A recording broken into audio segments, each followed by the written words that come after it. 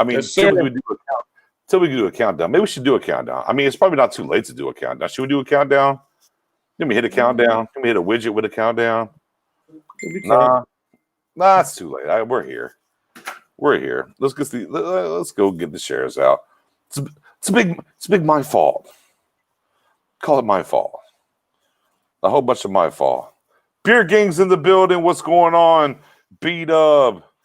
Typically, we do a countdown, and I just didn't this time. I probably should have. Neither here nor there. Oh, but man, we had a good time. Yes, we did. A pretty good time.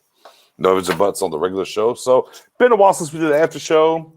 And so, we decided let's go ahead and have an after show. It is what it is. We got 3 people in the building. Give it a few more likes. Got some people to get in there. What's going on, Kitchen? What's up, Cowboys Nation? What's going on, Michael? Hope it is good in your area. Smith, I think what I want to talk about, I think a little bit, as we went through everything, the game before, the Cowboys brass under fire, we kind of talked about what needs to happen with the front office, everything else, so on and so forth. The lines are going to be wide open, guys. Wide open for calls to come on in, come on through, do what you got to do. So we're definitely going to get that in. I appreciate you, B-Dubs. I'll see you with the big share skis. How do we fix this thing a little bit, right? Let's kind of pivot. Look, we know things are bad, Spoon. Right. We know they're bad. They're hella bad. Like, very bad. I mean, bro, it's bad, right? So what do we do? What do we do? And I kind of want to get into that as we were talking about some of the trade scenarios, some different things, stuff like that. I definitely want to get that. Now for anyone who is still pissed off and where things are at, the phone line is open, wide open. Whatever you want to talk about on the phone lines on the after show, man, that's what we do. Y'all can talk about and say any and everything that y'all want to do. But I do like the idea of what's going on, of what maybe we can do between now and the November 3rd trade deadline to maybe help this thing. It's not going to help us this year per se, maybe, but maybe a little bit long-term, Spoon. Right. For me, it would have to be, of course, trade for Quentin Williams, the defensive tackle from the New York Jets. To me, that's a great situation. Trade. Why? He's a 3rd overall pick. He still has about 3 years left on his rookie deal, so we have time to evaluate him before making that big pay jump. And it's definitely a good thing for the future because at the end of the day, we do need defensive line help. Another player will be Simmons, the safety from the Denver Broncos. Why? Well, that's because safety is a big need. He's a very good safety. That's something you could build around for the secondary. Somebody you can align yourself with Donovan Wilson, or if they decide to keep Xavier Woods, you got Diggs back there, so you have a young secondary. So those would be the 2 guys that I feel the Cowboys should go after that can help us down the road. Mm-hmm. Big facts, get some of these comments up here. What's going on? Daylight says selling BJ. I like B-Dubs is in the building talking about that. Sign ET, trade for Williams, so on and so forth. I mean, things could be done. Yeah, I mean, there's definitely things could be done. Meanwhile, don't mind me. I got people who are inboxing me currently, and I'm going. Y'all hear all the notifications going off. Trying to share out there, get out there, get some folks in this thing. And get it built up. But yeah, I mean, Spoon, this thing is a train wreck this year. Yeah. It's bad. Yeah. Like I don't think anybody here, anyone that we thought the Cowboys would sit here at 2-5. I don't think you can buy anybody outside of a hater, an NFC East fan of a rival team who thought the Cowboys would be at 2-5. But yet here we are. Right. We got to fix it, Spoon. We got to fix it. Me and you right now, we got to fix it. And y'all here in the chat, we got to fix it. But it's terrible. Terrible place to be at right now for Dallas Cowboy Nation.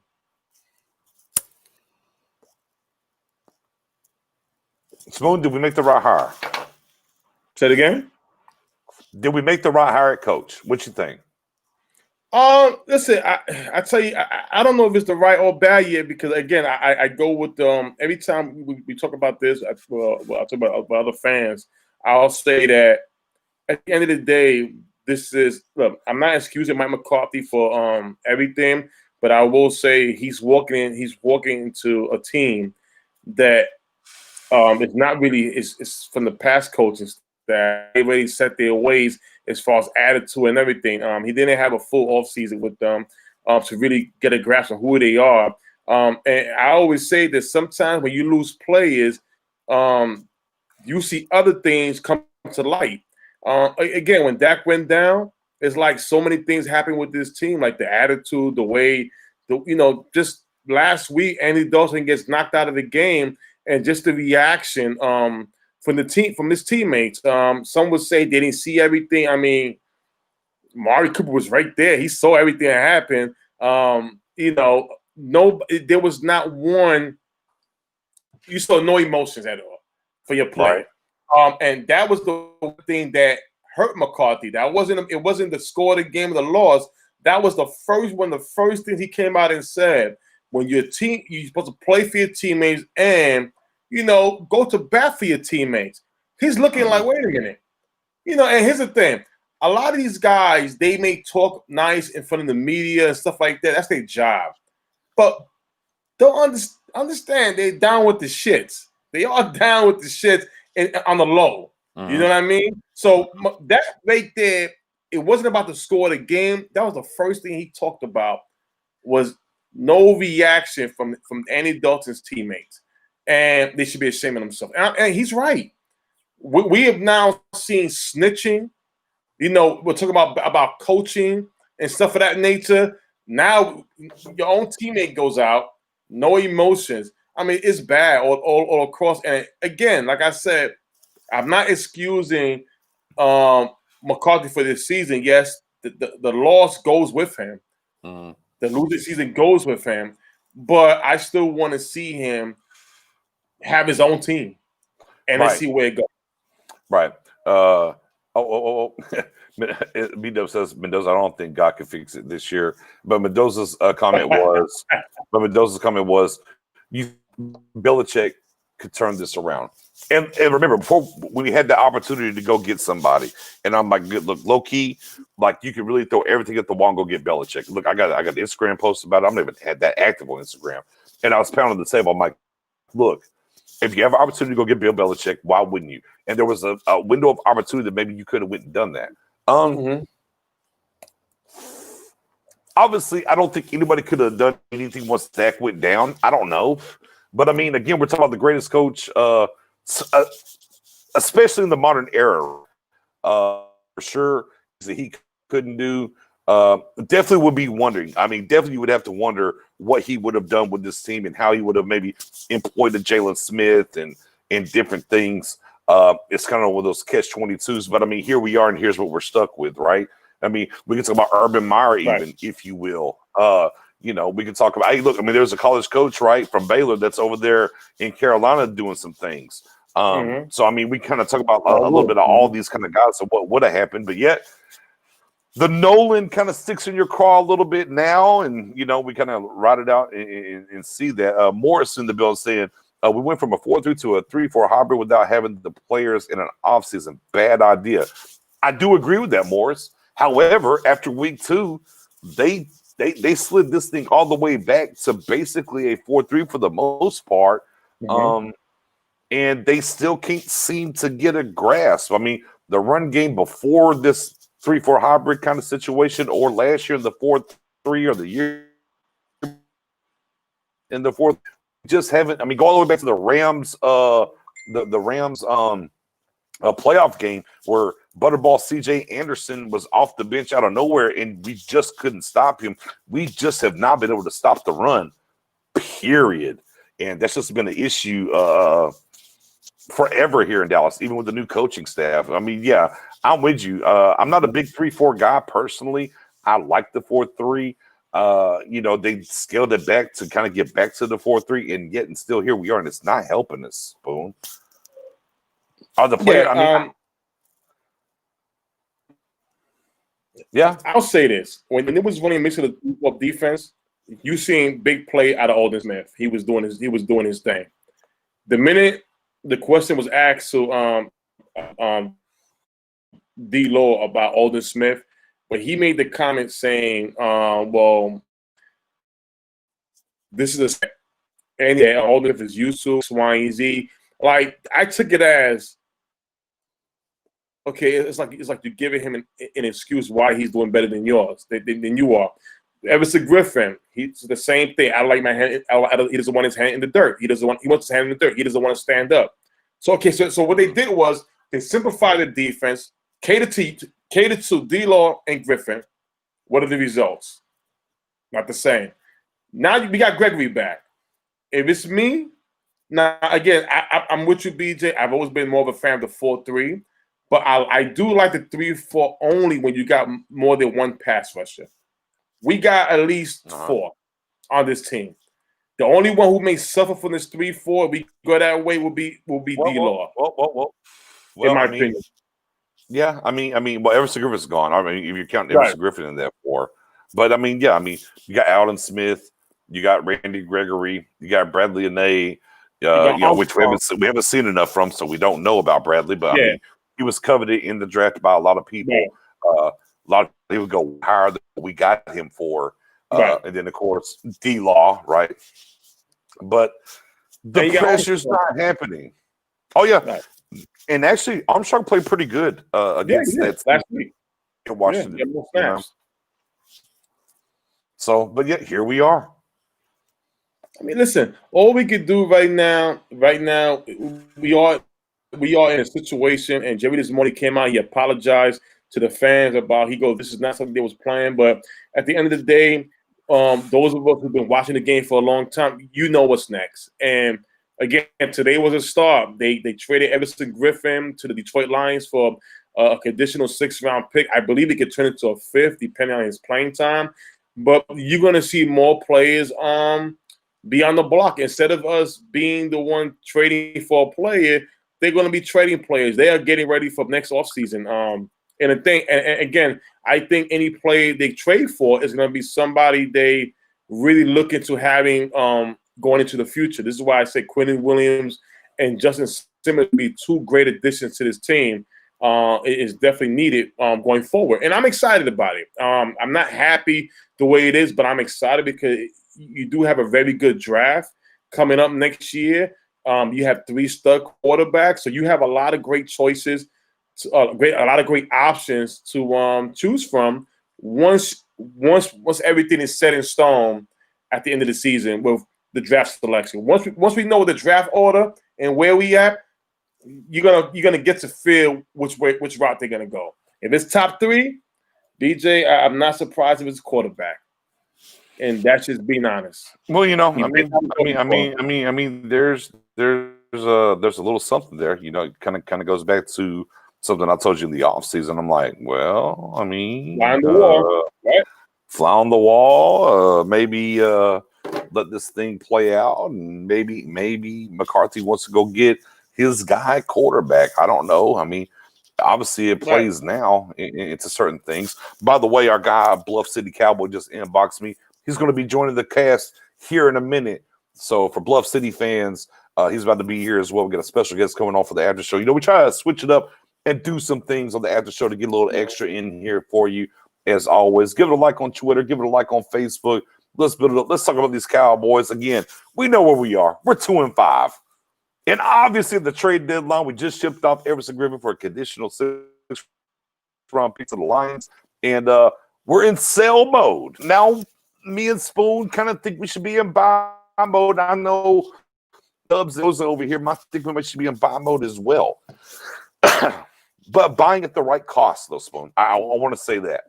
Buying at the right cost. Obviously, phone line is open. wide open here. Anybody wants to call in, get their question, comments. Look, it can be about how to fix this thing, about your however you feel about the season so far. Anything you want to talk about Cowboys, you can call in. Absolutely, we're going to get you on air. We're going to go from there. As I see Jets down here in my mentions, and I'm like, man, I just still go back to last 20 games, Jets, Cowboys, both, Spoon, 7-13, man. Right. We have Adam Gase running our team, basically. Listen. As Cowboy Nation, we will be rooting for the New York Jets to win a game this year. We will be rooting for the to win some games this year. How about this one? I like this one right here. If the Jets have the number 1 pick and we have the number 3 pick, are you going up? Are you trying to go up with the Jets to get to the number 1 and take the quarterback that you want? Or are you going to sit at 3? Going on 1. Who are you going up for, Sloan? Who are you going up for, Sloan? Well, as you can see, I'm short hair, but at the NFL draft, if we get the number 1 pick, I will be buying a blonde hair wig, mullet. And for the NFL draft, I'm getting you really good. You really good. I mean, Spoon, you know. I gotta match you. Sunshine. Trevor Lawrence. Listen. Sunshine. We got a call, Spoon. Let's see what we got on the line. State your name and where you're from, caller. This is Jacquez Michael. Jacquez is in the building. What's good, brother? Guys, Hey, what's going on? What you got for us tonight, Jacquez? y'all leaning more towards Team Tank now? I mean, it's not really Team Tank. At the end of the day, it's just like, bro, we can't get out of our way to win a game. So here we are. Yeah, but I just want to say, like, I don't think to the people that say that you don't want to have a losing culture and, tanking demoralizes the team. In all honesty, we don't have a culture or a winning culture right now. I agree with that. So, I mean, really, it's going to start from the top all the way down to the bottom. And I mean, just hearing Jerry and Steve talk, it's so egotistical politics that's ruining our team. Like, they just can't get out of their way. And they just want to admit that they're wrong about X amount of players, about bad contracts. Like, I can't wait for next season to get here. Like, this is hard being a Cowboy this year, honestly. 10-4. I mean, look, at the end of the day, man, we know what we signed up for. I mean, it ain't never easy. You know what I mean? But don't say next season. Say next off season. We got some stuff to do. We got some work to do, sir. Don't say next season? Yeah. Just next off season. We got some work to do. Yeah. We got some work to do. Draft a quarterback, and if we get a high pick, like, just cut it out. Kill it, please. Like, you got a quarterback that has 40-plus wins. Build a man a defense, and let's put it work. Hey, look, I don't disagree with it. I'm Team Dak. However, we talked about the money. You know how this thing goes.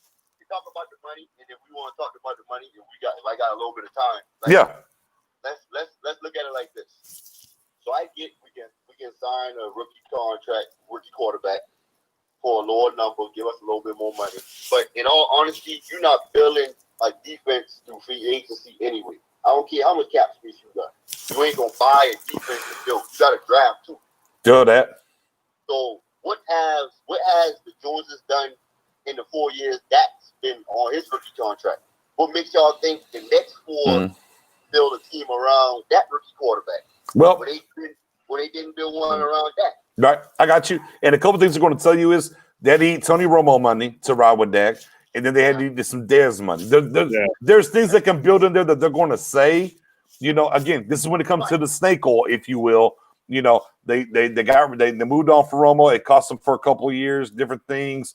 The biggest thing that threw everything off with Dak was Zeke jumping ahead of Dak in the timeline for sure, right? But here we are. Also, they could have extended. They should have extended Amari as soon as they traded for him, which would have gave us. I think it would have gave us like $50 million in cap space that year. Well, I mean, here's the thing, and the problem with this front office, as pertains to Steven, they don't extend on time. They wait to the very tail end and whatever. They could have got D-Law cheaper. They could have got Dak cheaper. They could have got Amari cheaper. But they're on this. I want to see and not anticipate and then sign them anyways. Ego in politics, bro, is killing us. Like right. Like we talking about the money in the cap and how much that's going to be me, but we could have had way more money right now if we did things the right way. Like, I love it, but I'm team running back by committee. You can get a running back every 4 to 5 years. You can find them anywhere. Oh, you build you a great offensive line. You know, well, I love it.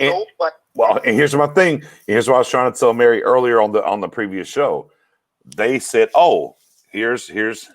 Because I mean, I'm gonna talk about that draft and what they could have done in that draft. But they're like, "Oh, we take Zeke. He's Emmett. We're going to sell and do these things, right? So on and so forth." And that's what they thought about. Like they want to tie. My problem is they want to win. They just want to tie business to winning and not understand that if you win, the business will take care of itself. That's why I'm telling you, if they're picking anywhere in the top 3, they're going to take a quarterback because that's business-wise. It'll make them money. But from building a team standpoint, it's the smart play to do because, hey, we're new blood. We're selling these jerseys. We can have all this money to build this defense, and we're going to get – Mike McCarthy's got his guy now. Bro, they're going to spin it. We're going to see all the social media from Cowboys.com, the whole nine, spin this thing and go from there. I'm going to give you like 2 scenarios real quick. Two facts. Please don't get it enough. Like, because in all honesty, if they sign that to the deal next year and give them a high signing bonus and put his cap number, right? Cap money next year really ain't a problem. Agreed. It's going to be honest. And then you have the TV deal kicking in within the next year. Yep, doubles it up. We're supposed to have $65 million in cap. You know, and you can get out of Cooper deal, you can get out of D-Law deal. You're gonna lose a little bit of dead money, but you can get out of those deals. Right. So that's your window that if you sign that, you drafted this year, and next year, to get rid of those bad contracts, now you maybe can build that to defense. So you still got that 2 to 3 year window. Hey, and guess but by then you gotta understand that could be 30. I think that can play until he's 35, 36. I agree. I don't disagree. I'm just telling you how they can sell this thing as businessmen. That snake oil we talk about with Jerry on the other side. Well, we ain't gonna win for another 25 years, man. Hey, Jaquez. And on that note, you know what we signed up for? This star. Thank you, brother, for the call, fam. Appreciate the call as always. The lines are open. By all means, go ahead and give a call. What you think about that, Smooth? What you like? No, I mean he has a point when it definitely comes to with Dak Prescott. Listen, we all love Dak, and that's the realization. But we never thought we would be in this predicament where we at right now. And at the same time, I look at it like this: in Cowboys, you got to understand this. This is not a video game. Let me rewind you real quick. Mm-hmm. What I told you whenever that got hurt. What did I tell you? I said it's a no-win situation for Dak. Oh yeah. I said if Andy Dalton goes and wins and gets to the playoffs and does good, you ain't got to pay him. I said if this thing goes off the rails and we don't win and we lose, guess what? It's bad for Dak that way too because now they can go get somebody else. Yeah. I said it immediately the next day to you or that night to you after the game. It didn't matter what happened. Dak was the only way this thing would have worked out for Dak, kind of 7-9, 8-8, just missed the playoffs. Yeah, it kind of works out for Dak that way. But the going on and winning or completely losing, and we're at the worst when it comes. And folks got to understand that. Let's just say they do give Dak the money. Right, and we in free agency, we see all these big name players out there. Don't get too involved because don't get mad when we can't sign them because there's no money. It's given to Dak. It's a situation like Russell Wilson with Seattle, right? It's either the quarterback will carry the team and work with every year what they can afford to bring in, or this could be like maybe a Kyler Murray or a Josh Allen situation where you're being on a rookie contract, you are progressing, and the team is able to put a lot of pieces around you because you're still on your rookie deal. That's the route I think that they're gonna go to. Because at the end of the day, you're picking a top three. Again, you talk about business, right? Business. Let's keep it real. If the Cowboys are able to get Trevor Lawrence, social media is going nuts. They're going nuts. Trevor Lawrence is I mean, Bluff. Bluff. I know you follow college football too. They gave this man the highest grade since Andrew Luck came out or when Peyton Manning came out. As one of the scouts said, that's huge. That is huge. Now it's not guaranteed we'll get the number 1 overall pick, but we all know politics do play a role at the draft because we've seen it before with the Mannings, right? The Charlie got number 1, then they swapped it with the Giants. So let's just say, and again, for business-wise, this thing they could be talking in the back end. Listen, we don't want Trevor Lawrence with the Jets. We don't want him there. So what's the deal? All right, you're gonna draft him and maybe trade him to the Cowboys, and then at that 3rd pick, you go get Fields, whatever. It can happen too. Hold that part. Morris, we're going to go back door this with you. I'm with you on this. Hang in there for a second. By all means, let me give a shout out to my brother from another mother. Bluff City Cowboys in the building. As I said, whenever me and Spoon sat over here for the after party show, we like to get a little special guest in here, friend of the show. He does a great show with him and Cowboys, y'all. Bluff City, welcome to the after show as always. Thank you for coming in and giving us some of your knowledge as well. How you doing, brother? And I'm great tonight, man. Appreciate you bringing me in. I was just reading the comments, catching up on some of what you guys been talking about while my computer loaded. Yeah, 10-4. I don't know. Look, every time we talk about this, you say, it's going to take about 10 minutes for my computer load. Man, we got to work on that on the back end, brother. Hey, I got a 2011 iMac. I'm just making we got to work. Fair enough. At least it's an iMac, though, right? At least it's an iMac. Real quick, though, I do want to touch this. We're gonna get to a bunch of topics here and whatnot, man. We appreciate everybody here rocking with us on the after show, man. Give it a like, give it a share. Do what you got to do, man. Doze is saying, what's good, Bluff? It is what it is. Look, Morris, right? And get that out of Spoon. There you go. With that 16 on. Anyways, though, my guy Morris said, I know the O-line is hurt, but there is no creativity with the offense. And Morris, I've never seen you on this side, or I've never seen you on the Facebook side. So I appreciate you tuning in. I hope you hit that sub button and the notification button for us. Here's the thing. Who's the best play caller on this team right now? I just said this about 30 minutes ago, an hour ago. Who's the best play caller on the Cowboys right now, Bluff? Shit, I don't know. No, you know. It's not Kellen Moore. You're right, it's not Kellen. It's Mike McCarthy. And again, and look, Mary pushed me back on that. She goes, well, does it really going to equal wins? I said, no, it doesn't equal wins. Here's the thing. And I told Spoon after week 2, Mike McCarthy at some point has to go and get the play calling duties back. Definitely. Or take them away. He is going to back because he never had him here in Dallas. Because as soon as he takes the play calling back, he puts every single player on notice. Yeah, big, I'm the man. Understand this. I don't think it would equate to more wins. I think it sends a message, though. Creativity-wise, I'm not going to say that maybe he's more creative than Kellen. I've come to the conclusion the first 3 games that Kellen Moore ever called was like a fever dream because we've never seen it again from him. All the different motioning and pre-snap movement and everything, we've just not seen it. To the standpoint last season, all of us, well, I'll speak for me and Spoon. Now, Bluff, I don't know how you felt. All of us on our side said Jason must have a hand in it because we ain't seeing the same thing no more. And now here we are to this season, and it's one single in motion, and boom, here we go. We're not max protecting when we should with this offensive line. I screamed for 12 personnel all week. People told me at a certain point I was crazy about 12 personnel. But I'm like, bruh, 11 with max protect, I can take that. And I said they're going to blitz us. And they're like, nah. Some people say, no, yes, no. I'm like, the safety, what they do?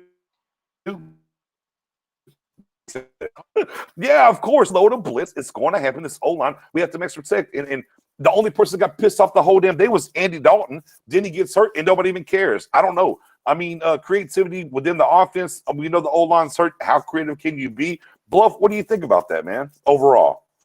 Well, I'll go on record saying I was one of those people against you on 12 person. I apologize, Knicks. I personally No names need to be said. It's okay. no. I don't mind saying I'm wrong. I'm not that type of guy where if I say something, I'm gonna backtrack from it when you prove me wrong. If I'm wrong, I'm wrong.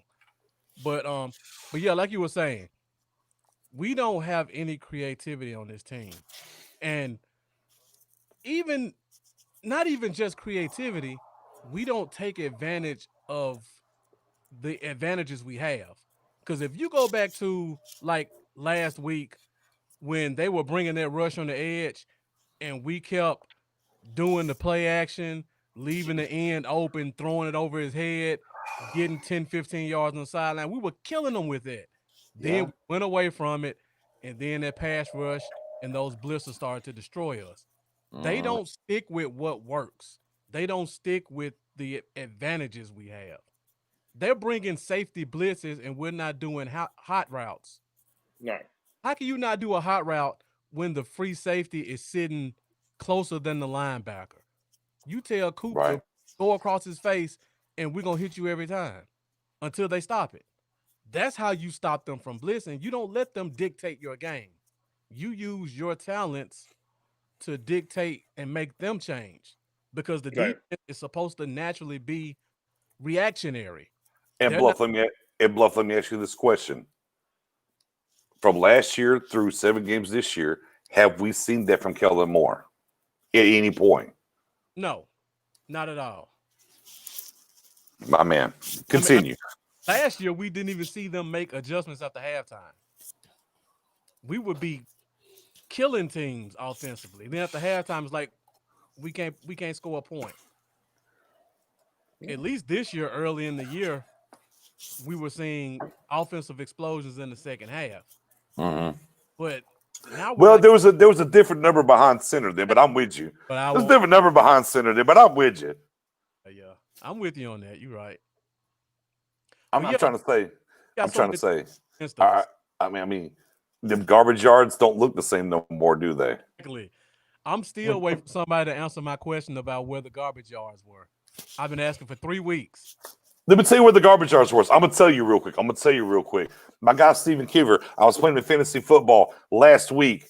Garbage yards got your boy beat because he got that damn touchdown to Cooper at the very end that meant nothing and beat me by 4 points. Oh, what can you do? But Smooth. What do you think, man? Offensive line creativity overall. Nah, but Bluff hit it right there at the point. There's no creativity. There's nothing going on. It just pretty much everything just dry. It just regular. Nothing. There's no adjustments being made. And listen, you have a lot of teams who don't have a great offensive line, but they do make adjustments to it. How about any rollouts? Not one rollout play. Things of that nature just to freeze. Listen, the one play that I really liked last Sunday that kind of got more plays like that would have got the defense more unbalanced was the Amari Cooper handoff. Everybody gets bit to one side. And I'm like, wow. See, you need more plays like that just to keep the defensive line unsettled. And then you may get your big play here and there because now they're at ease. You don't see none of that right now. All you basically see right now is everything vanilla and your quarterback is down. That's just it. You're punching. And then the other thing too is, and the thing that bothers me the most over the past few weeks is this, guys, is if we happen to call a rollout or anything, might be a little misdirection. It's never on the backside of the rush. It's always directly like where the rush is. Like we know teams are rushing us. We see the overload. And it's like, oh, here's an overload rush on the left. Well, okay, let them free, throw it over there for the wide receiver screen. All of a sudden, let's see what we get. And it's never that way. It's always to where they have more bodies. And I'm just like, are we dumb? Are we not get it? And to get back to I get it that Kellen Moore's a young play caller. I don't, look, we've heard the Romo, he was drawing up plays and this, that, and the third. And we saw the first 3 games last year and what's going on. I mean, at the end of the day, look, I hate to keep saying this. Last 20 games, we are 7-13, just like the Jets. There's a guy who's an experienced play caller who did relinquish his play calling at a certain time in Green Bay, whatever, but he did win a Super Bowl calling plays in Green Bay. Can I see some of that? Because the thing that got me excited about the Mike McCarthy hire was, West Coast. We're not seeing a ton of West Coast right now. We're just not. And I think, the thing that got me even more excited when talking about Amari Cooper, what do you think about West Coast and the greatest West Coast wide receiver to ever play is Jerry Rice? Look, Amari's not Jerry. I'm not saying that. But Amari could do certain things that Jerry did very well with a little bit more speed. Can we have those things happen? And we're just not seeing it. So, again, I question how much did McCarthy really have in a say in all this, and how much is a problem. We got a call coming in, fellas. Hang on just a second. State your name and where you're from. This Jose. I'm in Florida. FLA's in the middle. What part of Florida are you from, brother? Fort Myers, Florida. Fort Myers, where my mother was born. I'm from Polk County originally. That's what's up. What you got for us, Jose? Well, I don't really want to talk about these boys this season. Okay. But, as far as the whole draft situation, okay, and the whole drafting a quarterback situation, I kind of want to touch on what I would like to happen. Okay. Versus understanding what could happen. Okay. What you want? What I would like to happen, obviously, I'd like for them to figure something out with Dak. Agreed. And I was listening to a radio show earlier, and there was a guy on there that he predicts the draft order pretty much based on the schedule and how teams are playing. Right. And we had a 57% chance to end up with a top 5 pick based on the schedule. A lot of the people ahead of us and that also have 2 wins, they play each other. They're in the same division, stuff like that. So we ended up with a 57% chance of having a top 5 pick. All right. Now, like I said, I'd like to keep Dak. So if we keep Dak and we end up with a top 5 pick, I'd like, hopefully, for one of the top QBs to fall to our pick and then trade out. Pull off a trade. I got you. Trade out. Get a plethora of picks. Right. I think that is probably the best thing that could happen for the Cowboys if you decided to keep Dak. That's like the best case scenario. Right. Now, the whole drafting a quarterback, we all know if you're up there and the quarterback is available, they're going to think about it, regardless if Dak is on this roster or if they are, regardless of if the decision has been made at that point. Right. Dak. Like, you're not going to be staring at Trevor Lawrence or Justin Fields and not think about it. Hey, and let's be clear. And we can talk about the Seattle Seahawks. If they had a trash ass season right now where he is and everything, and they can take a Justin Fields or Trevor Lawrence, they would do the same as well. Yeah. Right. So I mean, I think as a Cowboy fan, you just need to you just can't be surprised by anything. Right. You know what I mean? We have a lot of holes on this team, and regardless of if you bring in a rookie QB or if you re-sign Dak, you're still about two to 3 seasons away from where you need to be. 10-4. I don't agree with you, brother. Yeah. So, and the whole coaching thing, I don't even know how to feel about it yet. So I guess that's kind of a good thing for Mike McCarthy. Right. I think you got to give him the rest of the year, see what he does, and go from there. And then we kind of move on and kind of make that decision. But for me, and let me ask you this, I'll let you get off of here on this. I'm gonna get this from you. To me, he got to show me more in a decision-making capacity for him to stay here. It doesn't work. What about you? I agree. agree. I agree wholeheartedly. At the end of the day, you knew what job you signed up for. Yeah. There ain't no excuses. Even though I agree he deserves the rest of the year and possibly even next year, I'm not basing that off of his performance. That's just how I felt natural. Right. But what I'm seeing from him, I also would not be upset if he didn't get his act together if they decided to move in a different direction. 10-4. Appreciate the call, brother. Guys, anybody want to react on that real quick before I go? Listen, I'll say this. I'll say this real quick. It's gonna. I love the fact how the caller brought in. He gave 2 scenarios, and that's important because that's the thing. That's the thing that Cowboy Nation got to understand is that if you go to option A and you resign that, don't be looking into free agency in other positions. It's not gonna happen. Because the money is given to Dak. It will be like a Russell Wilson type thing. The money is tied up to the quarterback. You got to go bargain shopping. You got to do what you got to do. Option B is more like a Josh Allen, Buffalo Bills type situation. You drafted a young quarterback in the top 3. You save you a whole lot of money. That 35 extra mil, what you can do is you go out there and you can build that defense. Here's another thing. A young quarterback, here's the thing. People say young quarterbacks. Yes, we all know it's hard for young quarterback. But the young quarterback in this year's draft, they're studs. They are studs. These guys, if you like what you see from Pat Mahomes or Josh Allen or Kyler Murray, you're going to like these guys, especially the one with the blonde hair, Trevor Lawrence. And Fields, listen, I have this thing about Ohio State quarterbacks I don't like. Troy Smith, my man, drafted by the Chargers. I could go on forever. I don't trust him.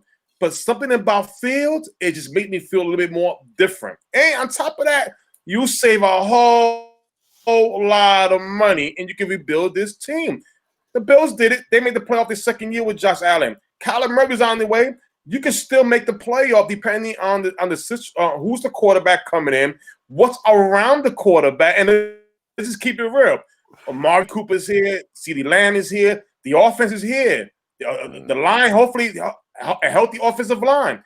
The quarterbacks got to catch on, and again, we love that, but we have to be real, realistic. You can't rebuild giving the money all to Dak, and then it is what it is. And I'm cool if they decide to go that route, to go with Dak. I'm cool with it. But I don't think they're going to go that route. Bluff? First of all, there's no way we're getting a top quarterback. No way. The Jets full tank mode. Okay. I mean, they can take one, but they can't take both. The Falcons are a terrible football team, and we've beaten them. We have to lose more than the Falcons to get the number 2 pick. We're not getting a quarterback at 3. No way. Okay. Matt Ryan's out the door. Okay. They would trade him tomorrow if they could. You don't like Trey Lance? What's that? You don't like Trey Lance from North Dakota State? Nah. I'm not taking North Dakota State quarterback. Not over Dak. Okay. I can't do it. He might be just the first 2. That's it. Lawrence and Fields. Lawrence and Fields. Those are the only guys that I would, as a Cowboys team. The kid from North Dakota State may be great, but there's going to be a learning curve there. Right. Eagles saw that with Carson Wentz. Same school. Right. They're still seeing it, in my opinion. People want to see Wentz is what he is. He gives you a little bit of flashes here and there, but for the most part, he's still a quarterback trying to learn the game to me. Terrible throw, taking sacks, stuff like that. I don't think we're going to do worse than the Falcons to get that number 2 pick. At best, we can get number 3. And I think both of those quarterbacks are gone first and second. Now, if you want to pull a Mitchell Trubisky and trade a 3rd-round pick to swap to go from 3 to 2, then we can have that conversation. But I just don't see us getting one of those top 2 picks, no matter how bad we think this team looks. I think Jerry trade up. I think Jerry will trade up. I mean, here's my thing. I know you got guys falling right now. I mean, for me, my thing is, here's my perfect scenario. is what I like. Here's my perfect case scenario is I would love for us to end up in a spot to grab one of those quarterbacks, but we've already, re-signed Dak, if you will, and people had to vie to come up for us to trade back and get those picks. That's what I really want at the end of the day. Look, again, I want to keep Dak in building is what I want to do, and then be in a position to get a bevy of picks to go after this thing and fix this thing the other way, because there's two sides to that coin. Cheap quarterback deal to go spend money. Well, you can pay a quarterback if you can procure a ton of picks to fix this thing as well, as long as you do it. And look, we know for a fact, we look at this team without Dak, we see what it is with Dak, so we kind of have an idea of what Dak really is in this league. I mean, bro, he's still, after not playing a week and a half, is still leading in passing yards. Wow. Still, top 5 or 7 in passing yards. We got another call coming in. State your name and where you're from. I got a scenario after you finish. Oh, man, it's the antagonist. It's past my bedtime, but I had to get in. Okay, my man from D-Town. What you got for us? And I just burned my Vegas tickets. My 6-10 record for the Cowboys has gone up in smoke. Okay. But I'm here to say this. You shouldn't worry about drafting a quarterback. It just ain't going to work. My concern is Zeke and his health. Okay. I still think he got some COVID issues going on like Cam Newton. Okay. Something's going on there. But beyond that, he's talking about Cowboys running screens and bowl screens. Man, the Cowboys haven't run a good screen since 89. I mean, come on now. It's time to just say, you know what? Place a call down in New Orleans. Get old cockeyed Jameis Winston on the cheap. Let that go. Build these lines up and give McCarthy 1, maybe 2 more years. Because that defense, you can build up the defense all you want to, but if the quarterback is getting killed every week, it really don't matter because the defense cannot kick field goal. You have to see a safety kick a field goal. Well, actually, good sir, Jeff Heath did kick. Hell no. He did kick an extra point, which is about a 35-yard field goal. Let's be clear. Jeff Heath, as a safety, did kick a field goal for us, basically. He kicked a field goal, and where is he now? Well, I mean, low key. I mean, he did intercept Patrick Mahomes almost house it, helping the Raiders win. And then this past week, and then this past week, he actually converted a fake punt by getting there. I mean, don't disrespect Jeff Heath, sir. The GOAT. He's on the better team. He's on the better team in Las Vegas. Oh well. Let's like you like to say. Let's be clear. He's on a better team in Las Vegas. Yeah, I mean, at the end of the day, though, I mean, you're really sitting here thinking that the Cowboys are going to get Jameis Winston if they're drafted in a position to go get a quarterback and just not keeping Dak then? Like, they're not going to get Winston over Dak. Come on now. Now, let's look at, okay, if you want Dak with a broke ankle, you want Dak with a broke ankle. I mean, I like him with a broke. This patchwork line. Good luck with that. He might break his leg. I mean, good sir, Jameis Winston's out here stealing crab legs and eating W's on his own end. I like Jameis. I like Jameis a lot. I like Jameis. I think there's a lot of arm talent there. I think there's things to be had. On the same token, that look, Jameis Winston ain't walking through that door for the Cowboys. No. And Dak is not walking straight through that door for the Cowboys. Which goes back to they're going to do something enough to go get a quarterback in this draft. They gotta get that line right, or he's gonna be broke up like Aikman was his first year. Well, I mean, Lel Collins will be back next year. Let's be clear. All right. You know, Tyler Badaz is going to hold down the center position. The center position is better with him in there over Looney. So center, right guard, and right tackle are good. Now Tyron Smith's going to be Tyron Smith. He's going to come back next year, however long. But you got the draft. You got to do some things. I mean, that's what it is. You got to rebuild that whole line. How do you Whoa. I mean, Zach and Lil ain't going nowhere. You want to I'm going to cut you off there, Mr. Antagonist. You don't have to rebuild the whole right side of the line. Left side of the line, maybe we talk about it. But the right side of the line, it's fine come next year. You believe I believe that La'el Collins and Zach Martin will definitely be okay on the right side. Yes. We'll have to revisit this one. All right. I don't think so. Okay, fair enough, Mr. Antagonist. Put a pin in it, Stu. As always, appreciate you, brother, and we will revisit it. Your mom's in the prayers.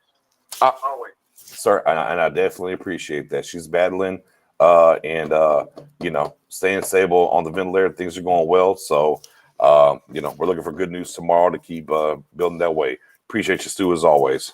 Yes, sir. Yeah, I'm good on that. I'm good on that. All right, can I throw a out there? Yeah, go ahead. Now, I don't like to burst people's bubbles, but I try to be realistic about this stuff. Yes, sir. Gotta be. We have to be top 2 to get a quarterback. That's to get the ones that we really like. We got 2 options. The first one, maybe Atlanta gives Matt Ryan another year. If we're picking at 3, they take but pick. Hold on. But if Atlanta's at 2 and it's going to get Matt Ryan another year, they're trading out and somebody's coming up for him. He's not going to fall to 3. But I'm saying we can trade our 3rd to swap with them. Like fair Chicago. enough. Right. That's one option. Here's the other option. This one is kind of out there, but it's a possibility. We've already put the Jets at 1. They have a young quarterback on a rookie deal. Would you throw them a 3rd round pick for Sam Darnold and then trade Dak off for 2 firsts and a 2nd? No. Not for me. No Not love for me at all. Where did he play his college ball? Where did he play? I'm sorry. Where did he play his college ball at? USC. That's all you need, huh?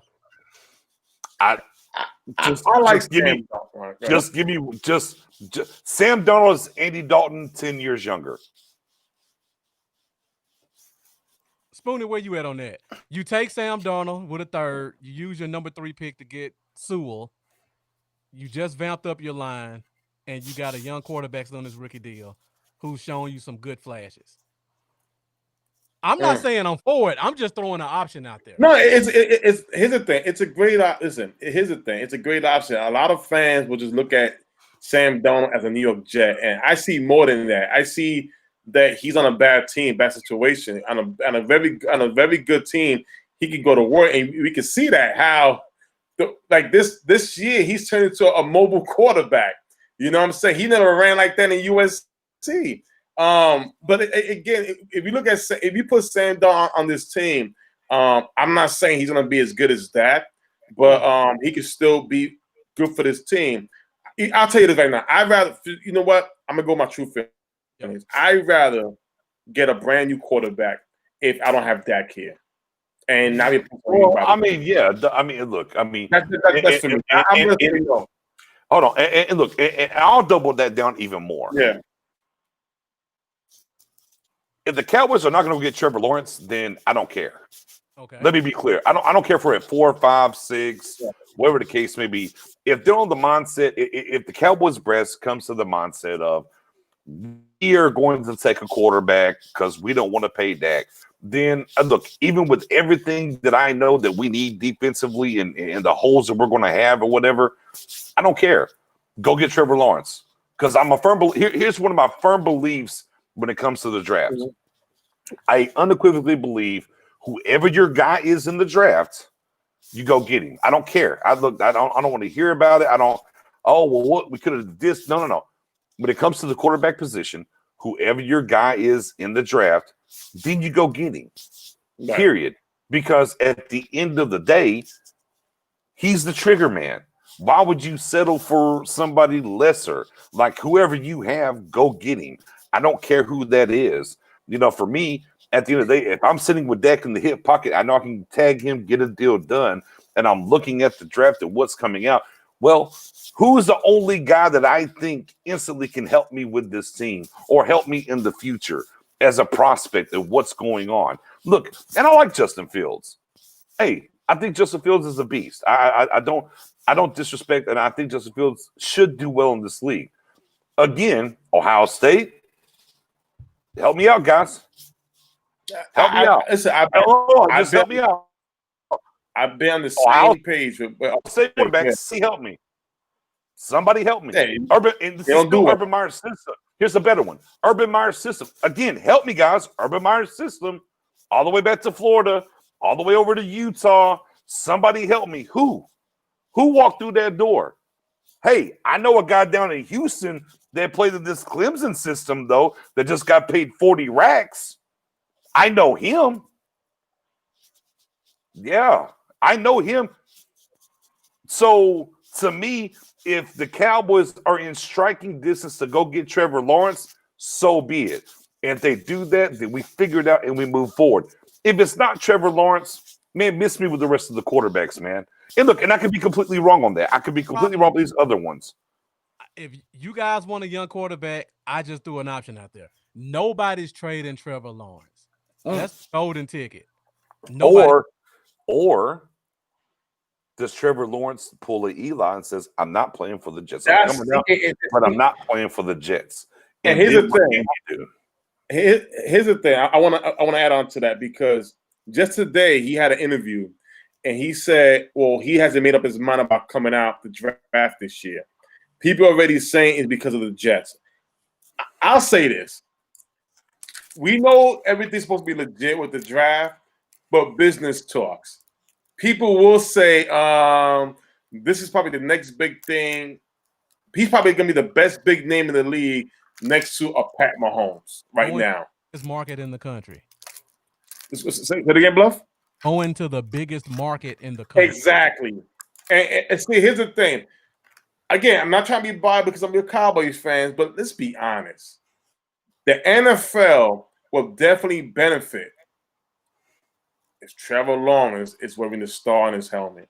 If you're talking about ratings, this would be skyrocket rate. This is a generation type quarterback that, again, a lot of scouts said they gave him the highest grade since Manning, since Andrew Luck. That's the thing about it. So if they pick in number 3, Jerry, you know what to do. I don't want Stephen Jones there. I don't want him on the phone.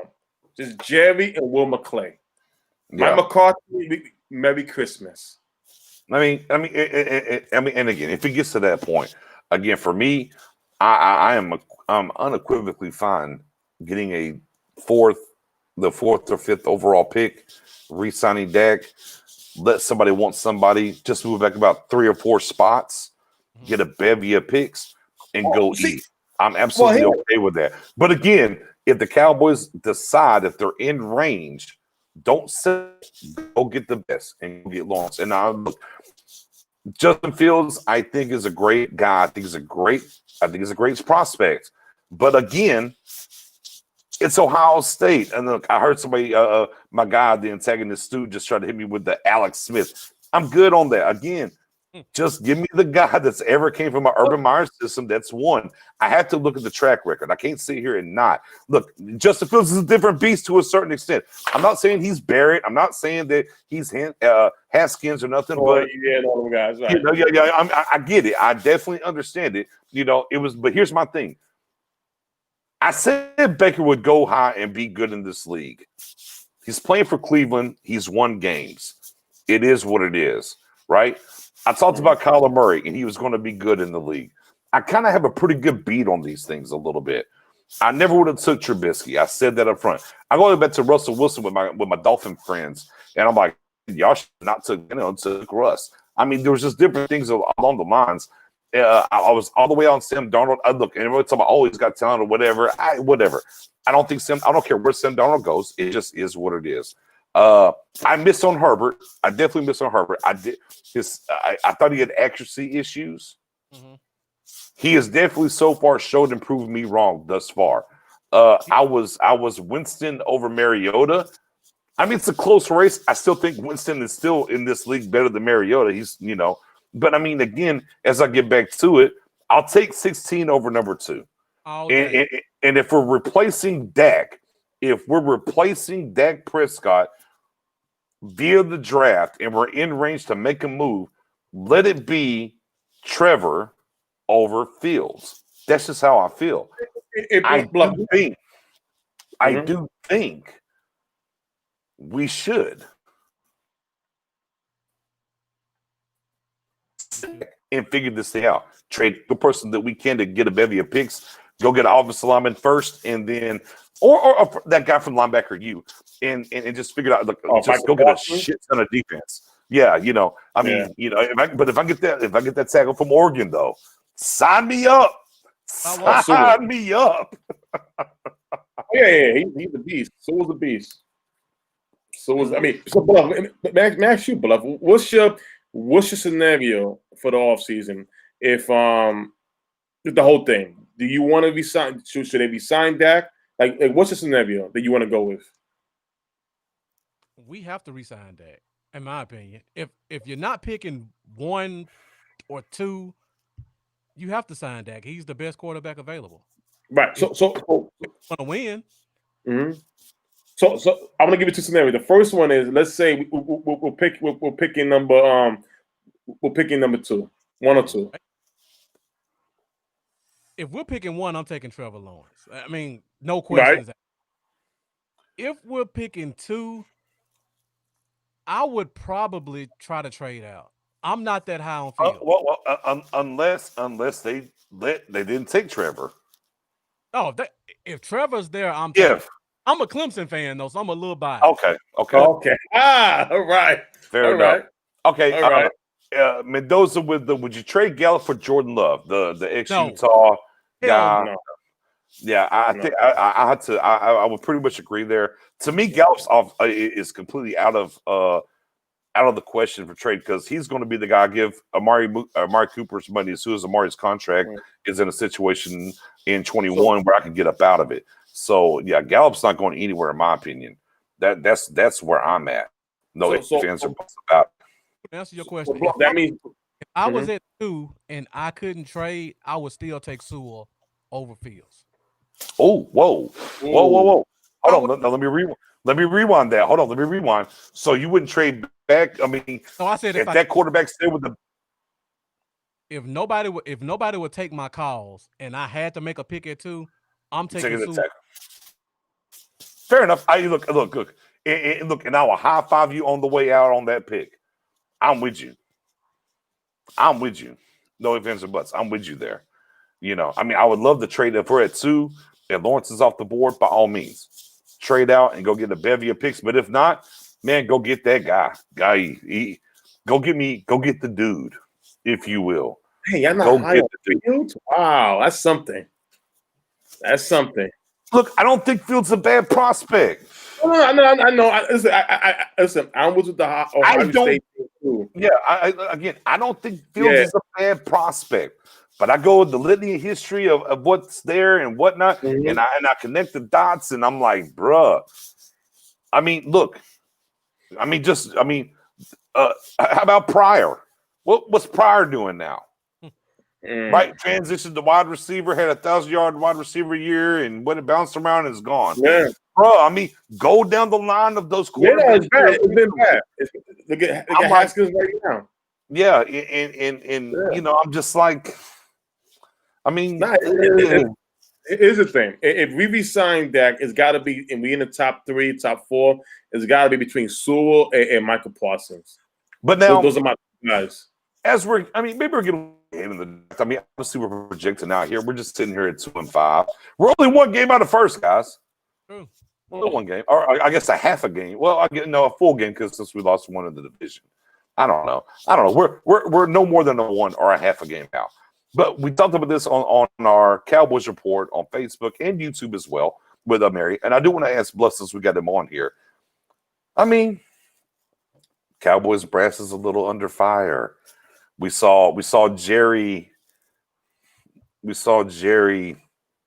You know, get a little bit in the press conference. Yeah, a little agitated. Shut up. I mean, he even dropped the line. You don't make an old man with money upset. And I mean, he came back and apologized, or whatever the case may be. But the heat obviously has reached to the tippy top, if you will.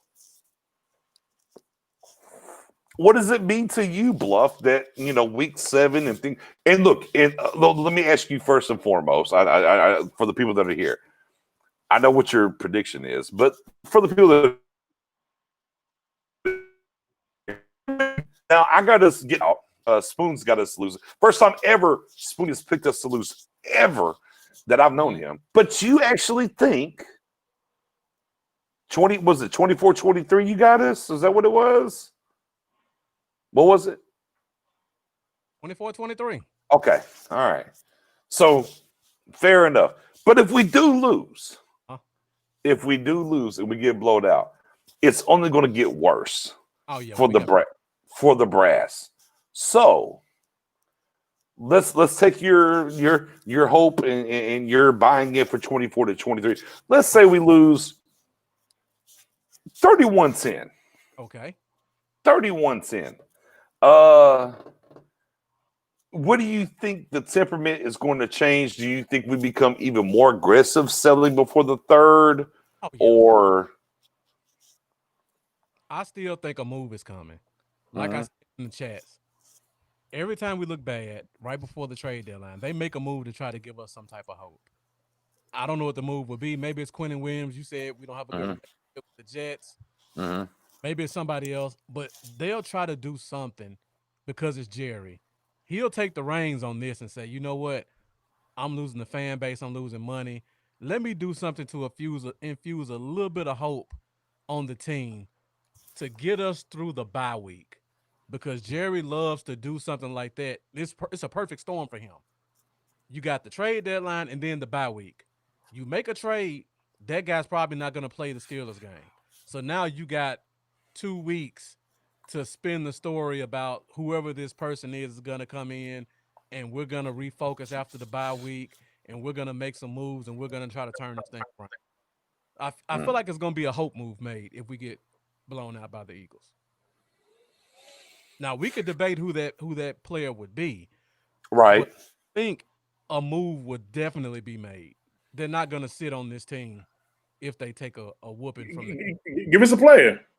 Well, you know who I said, Stephon Gilmore. Oh, Gilmore, okay. I'll be honest with you. I mean, again, here's the thing. I don't like the Gilmore move. I just don't. I don't like the Gilmore move because it's too much about now and not enough about the future. Not that, and on the previous show, not that I don't think that Gilmore is not going to be good the next 2 or 3 years.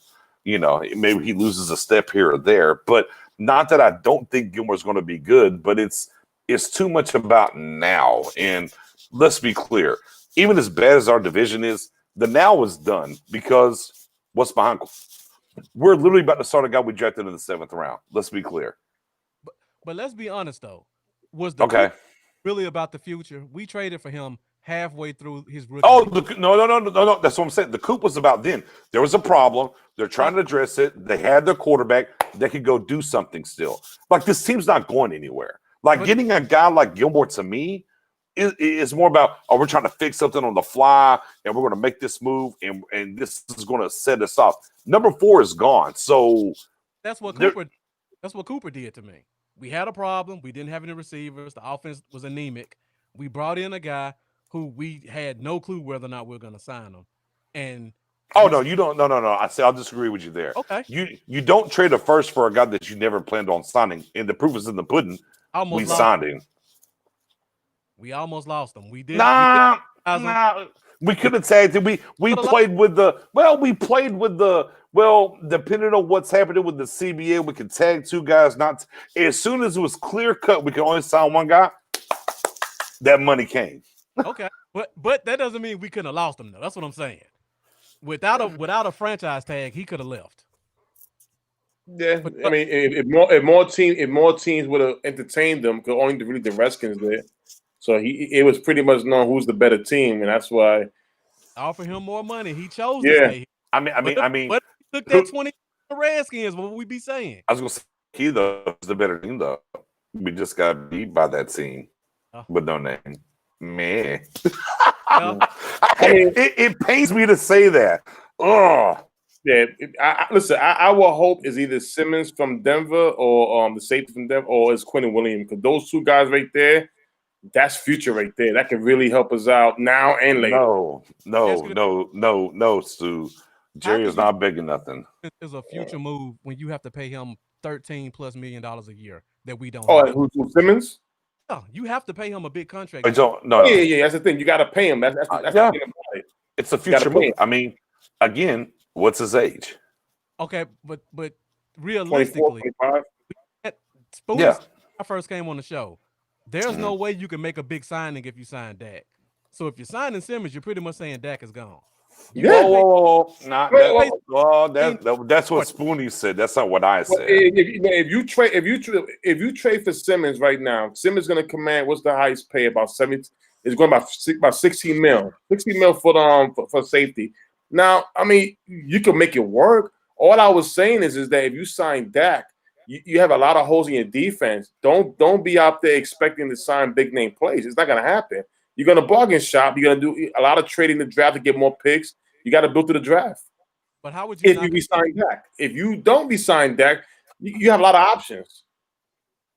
But that's what I'm saying. I don't consider Simmons a long-term play because you're choosing Simmons or Dak to me. Yeah, see, okay. I don't see it that way. I mean, obviously, and I'll run it down for you. I mean, I'll run it down for you. I mean, look at the money. Like Crawford's gone. There's money. Lee's gone. There's money. Cheeto's gone. Jordan Lewis is gone. Xavier Woods is gone. Now, yes. Now you're going to take a large chunk of that per se money and give it to him. You have to remember when you extend these guys, right? Yeah. The first year is the lowest hit, which means they can stagger this thing whenever the money, the TV money really hits, so it doesn't really kill them. So there's ways to get creative. I think people don't understand enough that the salary cap, it is real. Like dead money is real, but the idea that you just can't make. I'll give you the prime example. How much money did Kansas City have left? And look at the guys they had to extend. Christian Jones and this guy. Yeah, you can manipulate the cap. But what I'm saying is this. Right. They can do it. Right. We can listen, but that's one signing. I'm talking about having holes in his defense. You got to sign more than one guy. And every offseason, free agency offseason, what do you see? This guy out there. Why they probably not signing him? Why they not signing him? I don't. But Spoon, and it goes back to about which goes back to my point. I don't need studs on the outside. It's always my point. I need studs down the middle of the defense. Again, for those that are first-time listeners, have never heard me say this before, NFL defense is literally like baseball. I have to be strong down the middle. I have to be strong at defensive tackle. I have to be strong at middle linebacker. I have to be strong at safety. Go dial up the numbers. Don't believe your guy Knicks. Go dial them up. I've looked them up. I'll give them to you. But if you don't believe me, go look them up. Just last year, go look at, I don't know, Patrick Mahomes. Literally, he had under 100 attempts outside the hash marks. It's inside. It's down the middle that you have to be strong at. Name the corners that they won the Super Bowl with. Oh, Maurice Claiborne. I think Cowboys Nation is pretty familiar with him.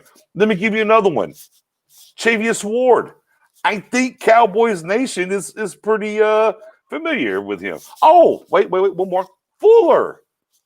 Kendall Fuller, which I begged this team to go get in the offseason, who ended up in Washington. 4 picks on the season. I begged this 25 young, cheap, begged them to go get him. They said no. Whatever. That's who they got. And now only Ward's left, and they refurbished it. But who do they have? Christian Jones, the defensive tackle.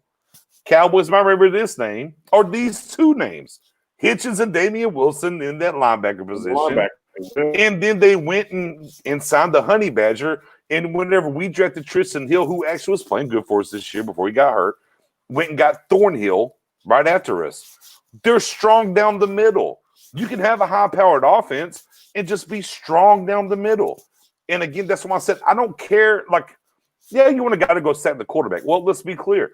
We had a guy here last year that got 12 sacks, right? In Robert Quinn, right? Mm-hmm. All right, D-Law, the 10-plus sacks, all this $100 million guy. Okay, cool. All right, bet. All right, we brought in Everson Griffin, who got us about 2 or 3 sacks, and now he's gone and shipped out of here. Right? Now, Alden Smith, who's play defensive tackles? Okay. Who's played safety for us? Okay. How's middle linebacker looking? Again, I don't care. Look, it's not that I don't completely just don't care about the outside. You have to be strong down the middle. We have not had a legitimate look, and we can argue semantics. We have not had a legitimate defensive tackle since Leroy Glover. Everybody wants to talk a bitch about safety. That's fine. We haven't had a legitimate defensive tackle since Leroy Glover. Those are the facts. Yeah, it's the fact. This is why Quentin Williams is a very attractive acquire because at the end of the day, his contract is still on his rookie deal. 2 years, I think, on his third year, right? Third year, yeah, 18, yeah. No, So, second. This is third year now, right? No, second year right now, if I'm not mistaken. Yeah, he was drafted. He came out at 18, right? Last year. No, he was drafted last year. He's on a second-year deal, sir. Oh, second year. Oh, so that's even better. So that means right there, you got about 3 more years left to find out what is he about. And it's kind of the same situation with Minkah Fitzpatrick. The only difference is the Jets wanted to get a second-round pick. So I'm all for that because that's the now and that's the future. I would go for it. Yeah, I mean, and like I said, it's just what it boils down to. Again, to me, sure, I can pay Simmons. I'm not worried about paying these other guys. I still think Simmons perfect storm wish for a contract. That's just me. Hey, it's a big contract he's gonna want. He wants the highest pay. And you gotta have him and Jamal Adams back and forth for that highest pay. You got to pay him $8 million this year because I think it's franchise tag. Yeah, there's option. Yeah, I mean, which is completely fine. We have a shit ton of money just sitting here not doing shit anyway. I'm not gonna try and let him walk. Listen, Simmons didn't get paid. Now, there's other safeties in free agency next year.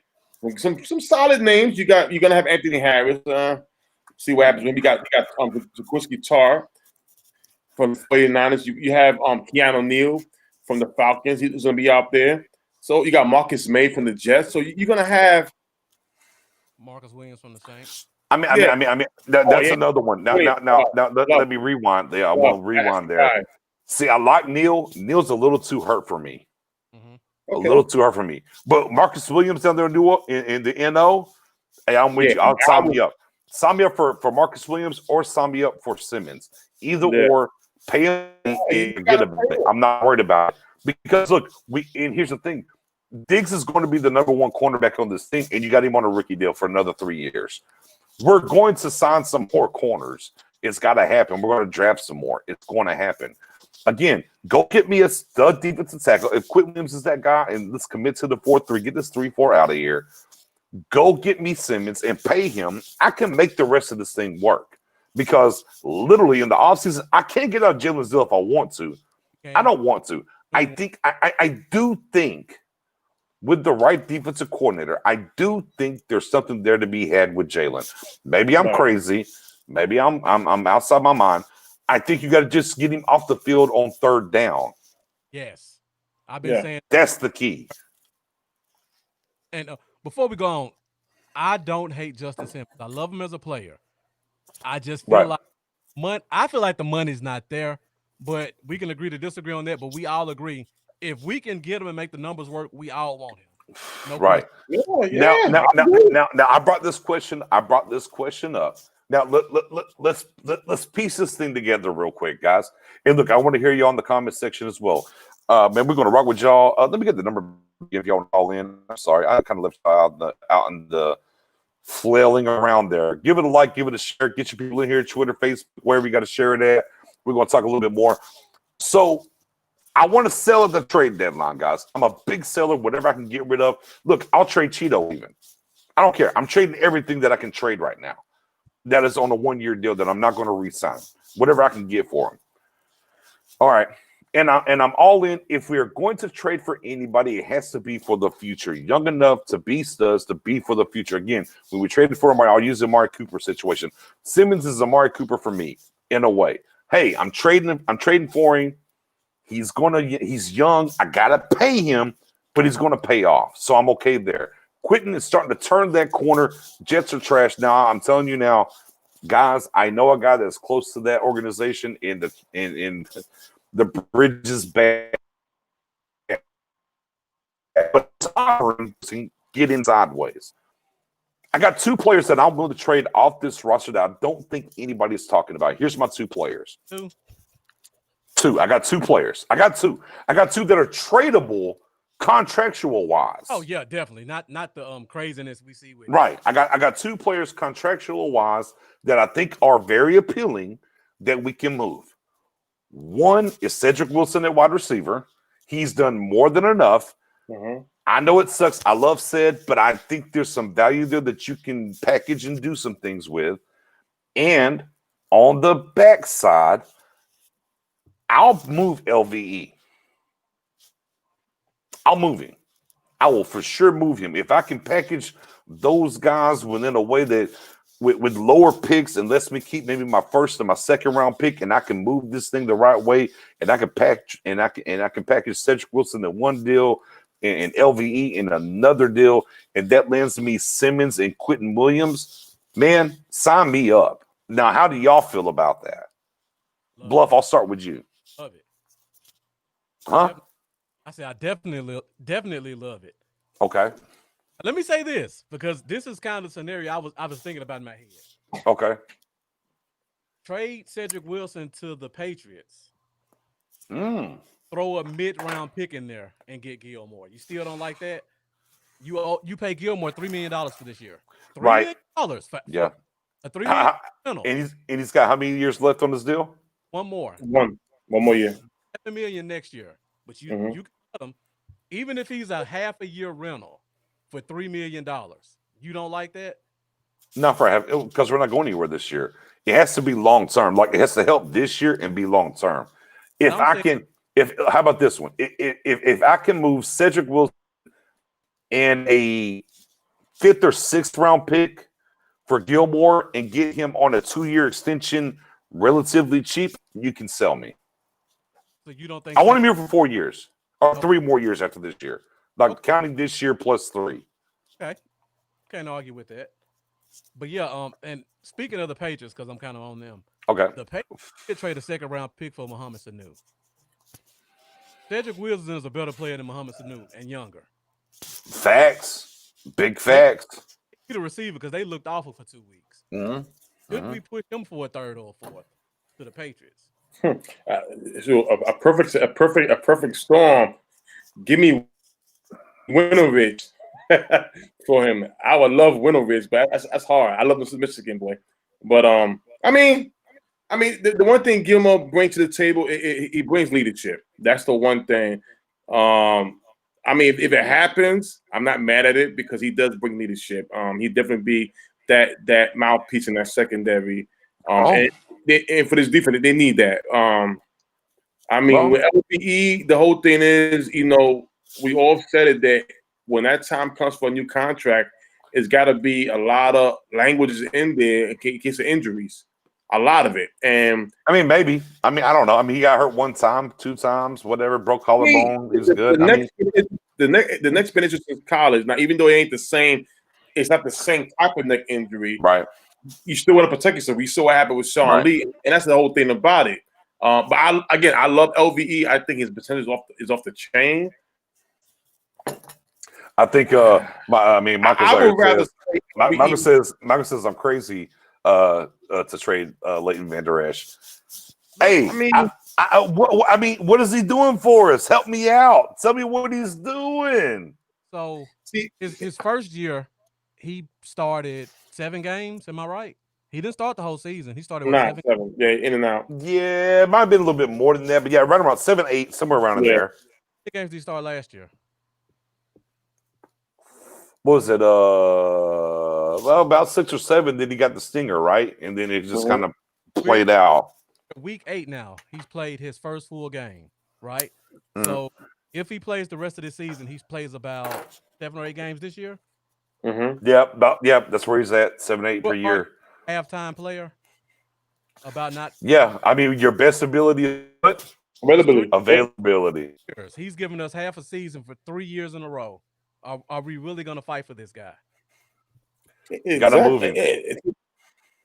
Real quick, my opinion on Ben DiNucci is I don't know. The jury's out. I mean, if he starts this week, we'll get a judge you my whole game and go from there. Book Duty, one really good pass, one really terrible pass that he missed on the out.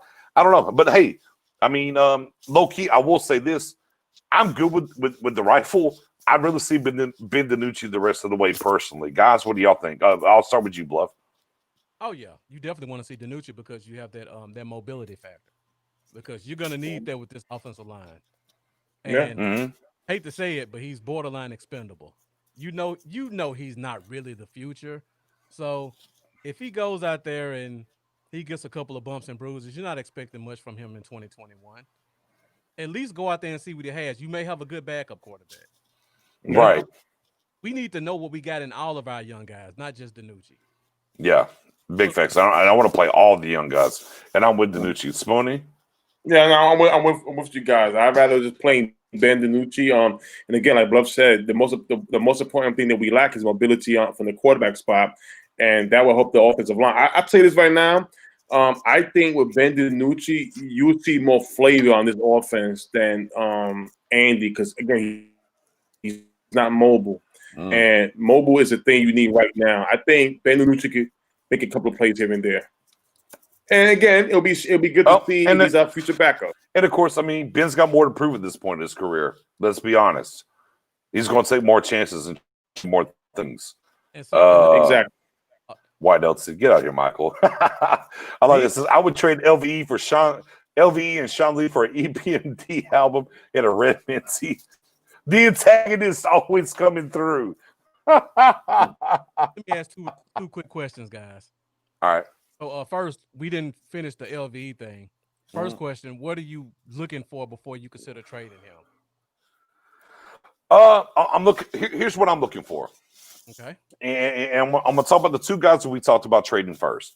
I'm looking for if I'm moving him, let's say, and again, I think the Jets are gonna look for more offense than defense. But let's just say, right? I'm looking for the Quentin deal or the Simmons deal.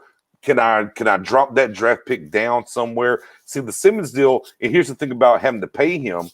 I think your compensation has to be lower because basically, if we turn this into NBA kind of trade, it's a salary dump for the Denver Broncos. Basically, they're trying to find something because they don't have the money or are not willing to part with the money to pay him with other things they got to do. So, okay, bet.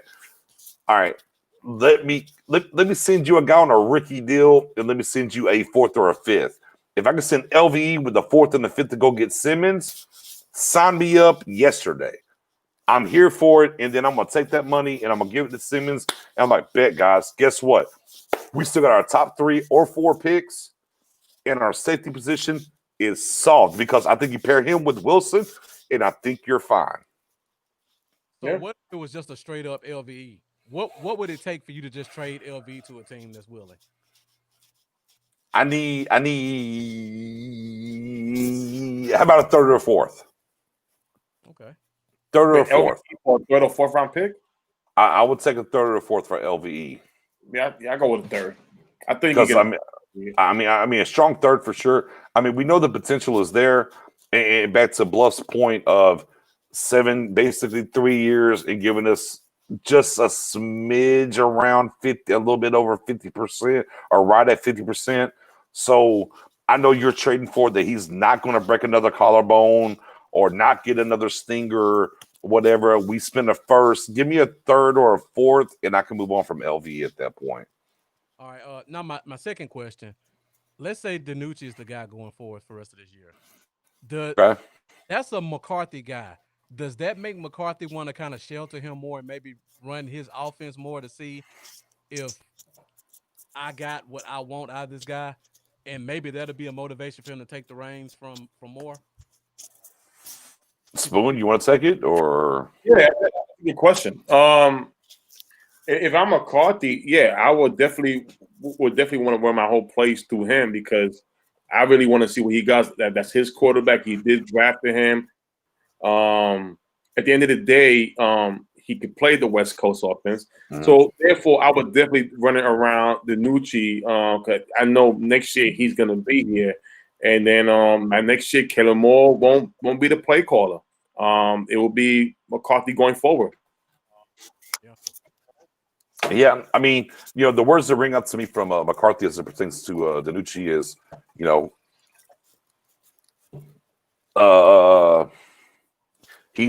he's had tabs on him, different things like that.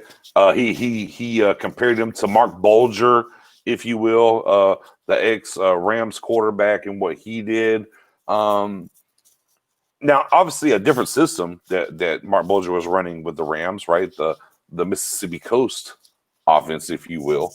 But with that being said, if you're going to play him, guys, you already know. I talked about it earlier. I think the best play call on this team currently right now is Mike McCarthy, and it's the play. If you're going to go with DiNucci the rest of the way, I think Mike McCarthy needs to. He can veil it of taking play calling with hey, it's kind of my guy, not your guy. I'm gonna call the offense because I know him more, so it doesn't look per se like, well, I'm taking play calling away from Kellen because he's sucking. I'm just doing it because I'm more familiar with this quarterback, and then run and see what he can do with him. That's kind of what I was leading to. Is that going to give him the opening to take play, especially during the bye week? Right. I think you let the hands play out the way it plays out this week. And of course, look, and I don't like this in the NFL, but I know it happens. But we just saw the Dolphins make the change at quarterback, even though they shouldn't have yet, because it was into a bye week and going forward. And NFL teams, when they make these kind of wholesale changes in-house, they wait till the bye week to do it. Whatever that is, that stigmatism, that's fine. So yes, if there's going to be that kind of major play calling change, and we're going to say, all right, we're going with DiNucci the rest of the way, I agree with you there, Bluff. I think absolutely unequivocally it'll be the bye week. No ifs, ands, or buts about it is when they'll do it. But we're going to get blowed out this week. Doesn't matter. I'm sorry, guys. I'm sorry. Look, it's the Eagles. I know. Real quick in the comment section, what do y'all think the score of the Eagles game is going to be? Who's going to win? Let me know. I'm interested. We got some different people over here on this side from Facebook. So, no, Morris Free, get out here. Give me the score. Give me the score. Give me the score before you leave. I need to know what the score is going to be from you for sure. You've been chiming in or not, man. Appreciate you. Hit that notification button. Hit that sub button so you know every time we go on and you can rock with us. Morris, appreciate you coming through tonight for sure. Nucci has some magic. Feel the magic. I mean, everybody's looking for that next Romo. I'm not going that far, but yeah. I saw it already. Everybody's looking for that next Romo.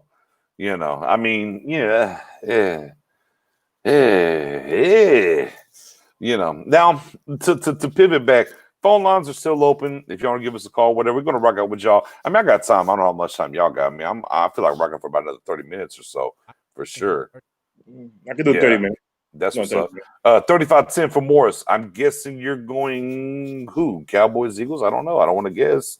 Let me know. Mendoza is on the Bluff City train, still riding with the Cowboys. Now, guys, Mendoza, we gave up 25. It should have been about 37 to Washington. We're holding the Eagles at home to 22. Oh, Bluff 24. This defense is going to stand up all of a sudden and walk through the door. Got faith. Okay, all right. My faith left last week. My faith. See, my guy Rush Turner. Yes, sir, Rush. Yeah, that's where I'm at. Yeah, that part. Oh, Michael got the Cowboys 31-20.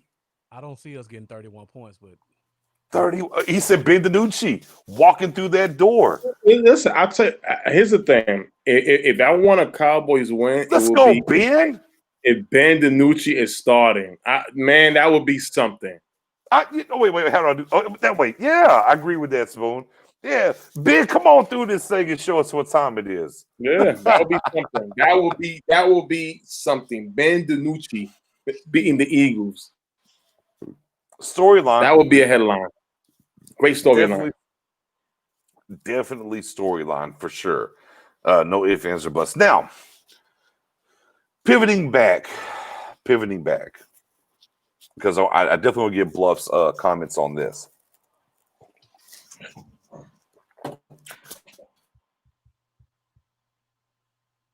safe? What do you think?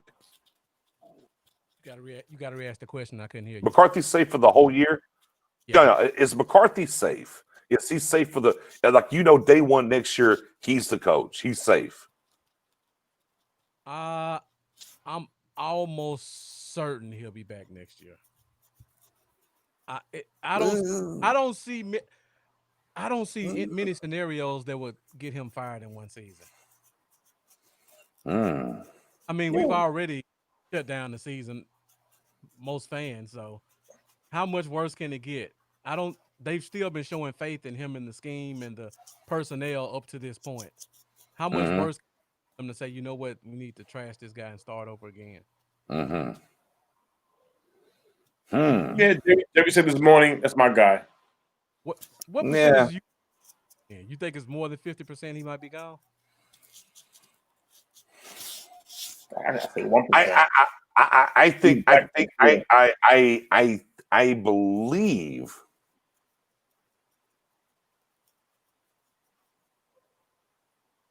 I believe he's going to have to show something more the rest of the way to stay.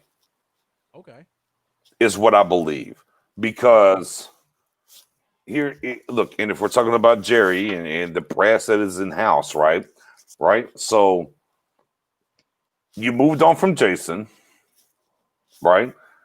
Here you are. He got to handpick whoever outside of, apparently he handpicked Kellen Moore. So you think Kellen Moore? What are your returns so far? Because look, we can say whatever about the offense, because for the first time in a long time, they upgraded the backup quarterback, a guy that's won in the league, almost as a 2-to-1 touchdown to interception ratio, the whole nine. You upgraded that side of it. Zeke's still on this field, right? So on and so forth. Defensively, outside of Gerald McCoy, you lost a corner. You lost LVE for a little bit. But, you're still pretty much whole. Yeah. And the returns have been the worst defense in NFL history through 7 weeks. Offensively, since Dax left, you've scored, 16 total points? And I'm giving you the 3 that you scored in the game that Dak left against teams that are, and it's still the same things. You can't stop the run. You lose a guy, you can't block. These are the things that we literally held and crucified Garrett for. So if you're in-house and these things are happening, and without Garrett, we never had leaks with anonymous players all of a sudden. Here we are. So I definitely don't think he's safe, because how about this one? I'll do it this way. It has to be one of two things, in my opinion. It has to be McCarthy is pitching to the Joneses. Hey, look, man, these guys ain't football guys. They're just not. We got to watch this thing and move forward, and it is what it is. And the Joneses are going to buy that. Or the Joneses are going to be like, oh, no, these players that performed it, they're good, but somehow you're not really moving this ball forward, if you will. I think it depends on this, and this is the thing that I've debated since the hire of McCarthy, as Spoon will tell you. I debated from the very beginning if truly Dak was his guy or not. That's what I've debated. Agree with that 100%. So if Dak's his guy, I think he has to get re-signed. Right? And this is the catch-22 for McCarthy's thing. If Dak isn't his guy, and if they're in a position to make a move for his guy, then they're going to trade and go do it. And I think it's one of those weird conundrums of we'll never know, because we wasn't at the Joneses when the Johnny Walker Blue Label was flowing, and he was telling Steven them, I watched every single play. And then when he got hired, he said, well, I I don't think none of these players are his guys. Just give him the job. Bluff, I don't think none of these players are his guys. I think this is an evaluation year right now for next. That's what it boils down to. I don't think none of these guys are his guys. And at the end of the day, like I said, he's walking into a house where the only guys that are your guys pretty much is the NFL draft or a couple of guys in free agency. That's about it. Other than that, they're not his guys. And I think they're gonna blow it all up and get his guys here. Here's my only problem with you say, Spoonie. Mm-hmm. Francis Bernard was on practice squad for 6 weeks. Right. We haven't seen Reggie Robinson. Right. Come on. My thing. 3 injuries before he touched the field. Yeah. Mm-hmm. I'm gonna get to that. Yeah. I agree. Hey, Bluff, speaking my language, Bluff. I'm gonna get to that. Yet, and he was inactive last week. So we say that, but none of his guys are even touching the field. Yeah, and listen, I give it to you like this. I'll give it to you like this. They are redshirted. They're gonna get playing time. They're gonna get the playing time on the second month after the bye week. You're gonna see your Reggie Robinson. You're gonna see the Bradley and I. Once they take care of this part here, once the bye week comes, all those guys in the second half. Why? Here's the thing: is the route they're going. The one thing you're gonna see is you're gonna see the guys that they drafted for next year. They're all gonna get their playing time for the second half. That we're gonna see. Everybody else, whoever they can get rid of and trade, they're gonna do that right there. Listen, I mean, Armstrong had Gregory came back last week. He only had 6 snaps. So Armstrong had. I mean, we may see more. We may see more coming up against the Philadelphia Eagles, hopefully. But at the end of the day, like I said, I mean, I'm with you. I want to see the young guys play, but they're gonna get their time in. Once after that bye week, you're gonna see a whole bunch of new faces. Hey, good. Chris Westry, the cornerback from Connecticut, he came out with a tweet saying, "I'm praying to God to get my playing time." I really want to see him out of everybody. Because this guy's been on the squad for 2 years. His size, his speed. What is he good for? I want to see what position. Is he a safety? Is he a future corner? I want to see that as well. But I think the second half we're going to see that. Okay. I mean, I see some of this black head coach possibly in Dallas, and that'll be the day. Guys, we've had a multitude of black quarterbacks. Yeah. The de facto GM. And Willie McClay is currently black as well. We've had tons of black coordinators in position coaches, everything. As far as them hiring a black head coach, and then we're talking about the Eric Bieniemy signing, I don't really think that's a big issue. I think there's a lot of much ado about nothing on that. But by all means, in the comment section, go ahead. Jeffrey Dunningham, thank you for tuning in, man. Appreciate you as always. I mean, and of course, I mean, and here's the thing, and I see this a lot from Cowboys Nation as well. There's no quarterback that's going to help this team, Kaepernick or otherwise. It's just not. Like, even the go get Ryan Fitzpatrick or whoever, like, there's no team, like, none of those guys play defense, and therein lies the big. I mean, we give up 200 yards rushing to the Redskins. The no-name team. I mean, it's just not going to happen, guys.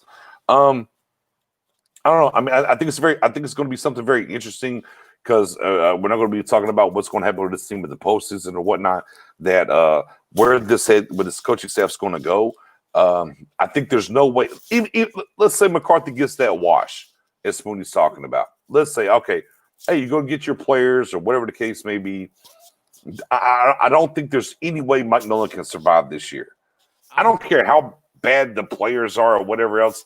When you put up a historically bad defense, no matter that Mike Nolan gave you a job down in New Orleans, Mike McCarthy, you got to move on. Even with Jason Garrett, as hard as I wrote for Jason Garrett, I said if he doesn't move on from Scott Linehan, I can't buy in no more. And then boom, we moved on from Scott Linehan. But again, this is how the NFL coaching shit works and the tree works. Linehan gave Garrett his chance coaching, and these things happen. I think a lot of casual fans don't understand those kind of things. And that's kind of where we are currently right now. Now we get into the Al Harris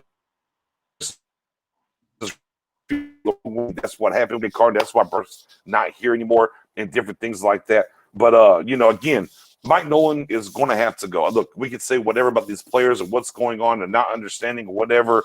There's no ifs, ands, or buts because of Nolan's history with defenses and everything. If he's on this roster next year, the coaching roster, man, for me, if we're talking about wholesale change, let's pivot into that, guys. We get beat. Let's just say we get beat. Whatever. Oh, fuck it, we win. Whatever. Wholesale changes on the bye week.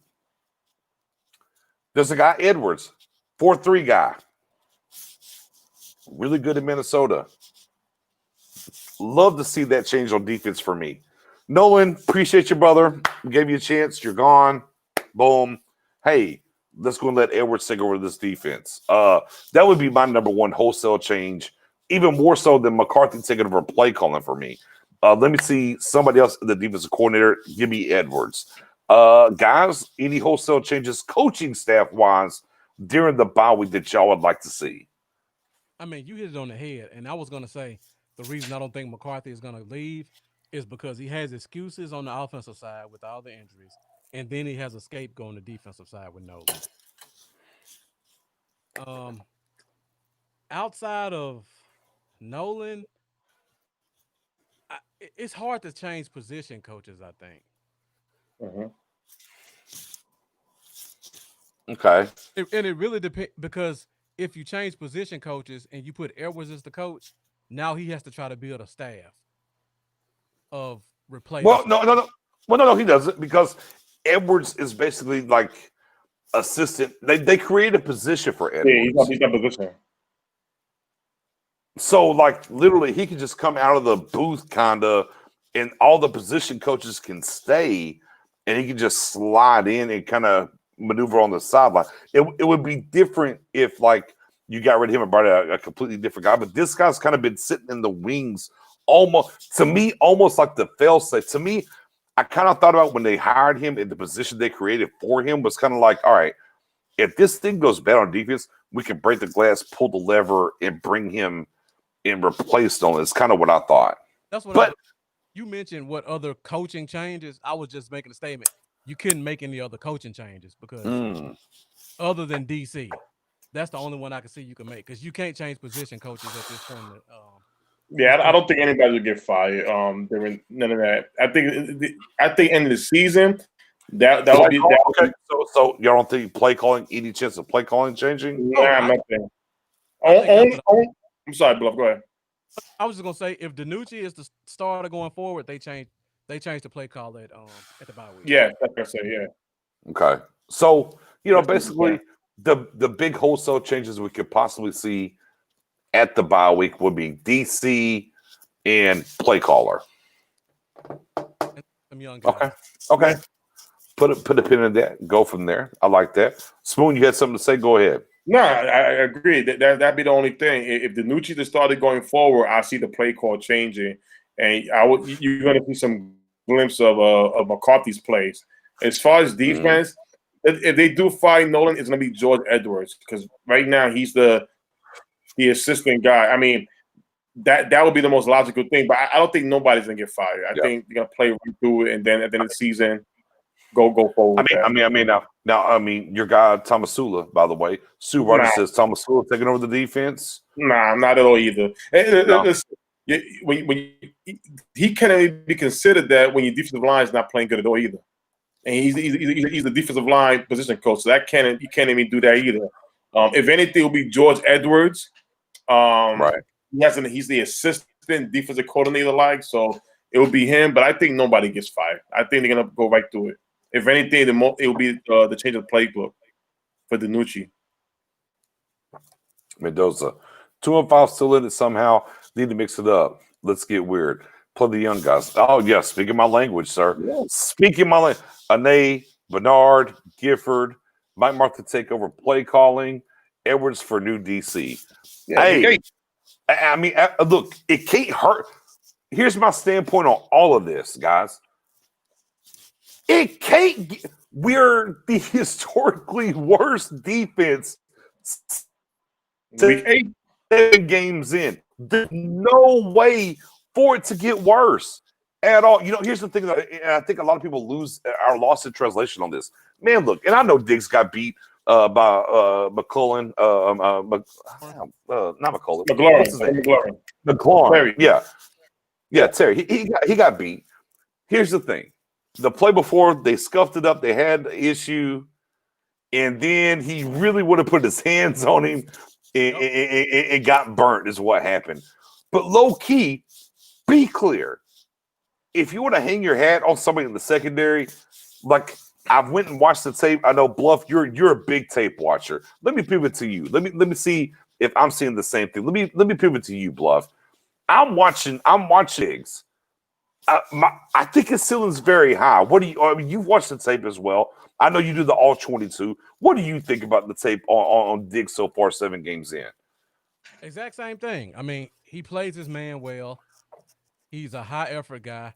He's always an inch away. I'm just waiting for that one time where he puts it all together on that play and gets that turnover.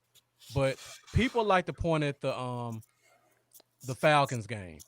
You put him in the slot against Julio Jones off the ball where you can't touch. Right. And he'll just gets a track out of the block, straight ahead run. Mm-hmm. This is a top 5 receiver, guys. And that was Diggs' second game. You give him a pass for that. You go back to the DK Metcalf. Anybody who watches all 22, that was 100% the safety's fault. They were playing free. The safety bit on the post route. Diggs went as deep as he was supposed to go in that route, about 15 yards. When Metcalf kept running, the safety wasn't there. Diggs had the presence of mind and athleticism to chase him down and make a good play out of a bad play. McLaurin, he got beat on that one. I don't know what happened. He got beat. But you take those 3 and then you go to the Hopkins play where he runs a drag across the field. That's on Diggs. But you don't let a guy that runs a 4.6 run across the field and nobody make a tackle. Right. I get like those are the only 4 big plays he's given up. And if you take that play from Hopkins, he had 1 catch for 13 yards. Oh, and Bluff. Here's a question, Cowboy Nation. How many receivers got 100 yards against Diggs? None. One game. Who was One that? game. That was week 3, Cleveland Browns. I'm gonna share the stats right here. This right here. Look at these numbers. 100-yard game. That's it. Look at the targets and look at the receptions. Right, that was Landry, right? Right. Yeah. And look, his biggest catch wasn't on. Hold on, his biggest catch wasn't on him on the. Oh no, I'm sorry, Landry did that. You're right. Never mind. Go ahead.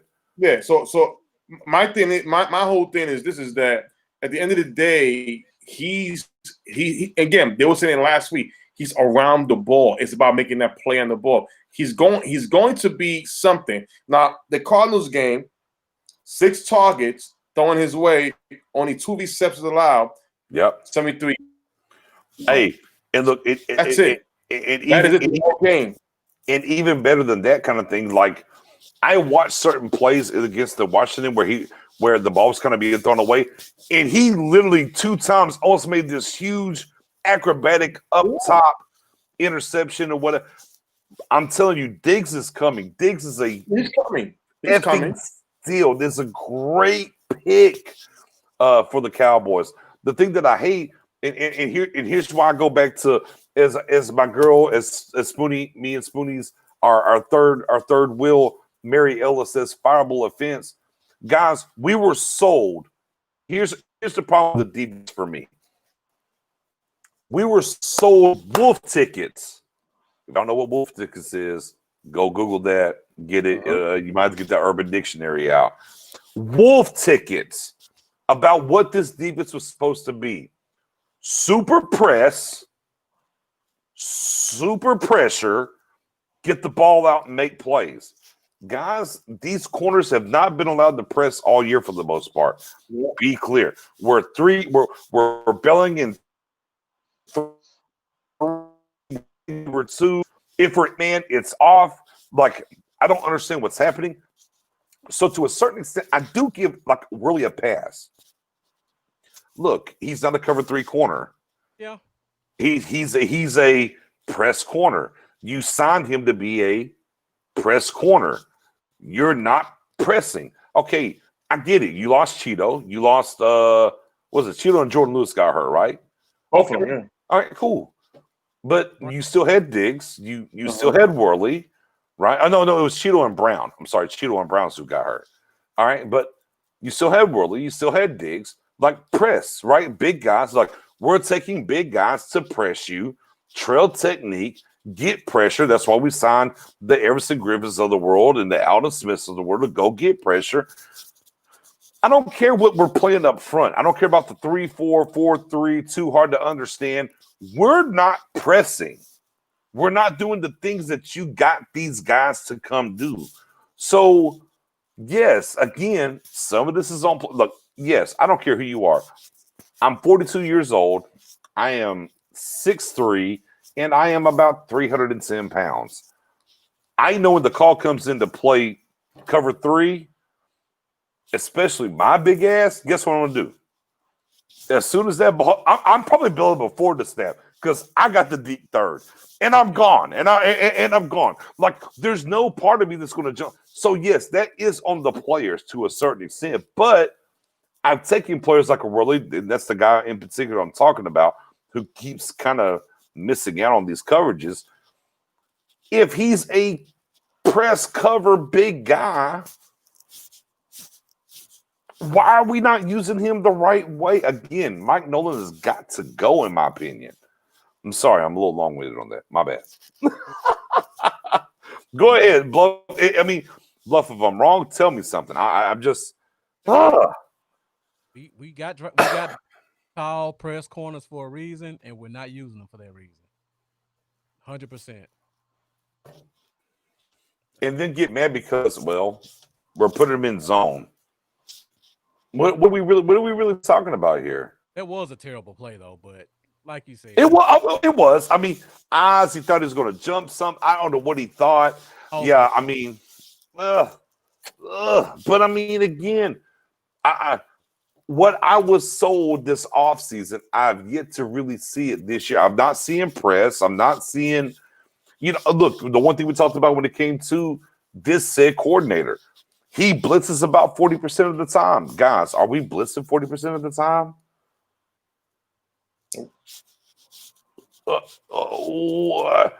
So, I mean, I start to question, is it Nolan? Is it somebody else? I mean, I know what he is. Are we putting the clamps on him? Look, and guys, we even talked about special teams in Bones Jones, Fossil even. We finally got a good return this week, though. We did get that. We got a good return, which we turned into how many points? 3. The only 3 without that return, we would have got goose egged. Man, it's tough in Cowboys Nation right now, guys. Man, it's tough. And, here's the toughest part about it, guys, for me. And I don't know about y'all. When we talk about this, we love it. We breathe it. We take these questions. We talk to people. We're always in the mix on Twitter, Facebook, YouTube. The thing about it at the end of the day is this. Man, everybody wants answers, and here's what nobody's telling everybody. Man, there is no answers this year. There's no answers. Like, if you're looking for an answer to turn this thing around, there isn't none. Like, look, and you brought it up earlier. Well, go make a trade for Amari. And low-key, it did turn the season around. After the Titans game on Monday night where we lost when he first got here, going forward, it worked tremendously. It worked. Like, there's not a single trade to happen, that's going to fix this team. It's literally all about projecting out. And it's rough because, I mean, look, me and Spoon are big draft guys. And the one thing I've learned about you over the past couple of months, Bluff, you, sir, are also a big college and draft guy going into that. So, I mean, for us right now, I mean, it's going to be fun. We get to start talking about these things. But we got all these end up drafting and things of that nature. And it's like people are like, well, what about this week? We got people in the in the comment section. Oh, damn it, Bluff, you said we're going to win. I can't believe Bluff. Bluff, do you really, really think we're going to win this game? I got a couple reasons for it too. That's what I was waiting for. Walk through the door for me, Bluff. Okay. All right. First of all, we get Zach Martin back. Okay. Prove. All right. Second of all, I believe we get Joe Looney back. Okay. And Connor McGovern has looked pretty good. I don't know. Connor McGovern won't be playing though. But I feel like something is going to be changed where maybe Zach Martin goes to tackle.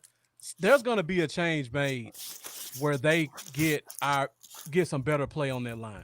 Because Zach Martin already said he ain't gonna play tackle. Kiss that, baby. We'll see. All right, now we go to the defense. When I look at the defense, all right, biggest issues that we had.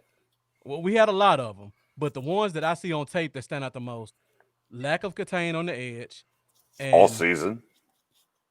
Every time I look at a play, Everson Griffin's involved.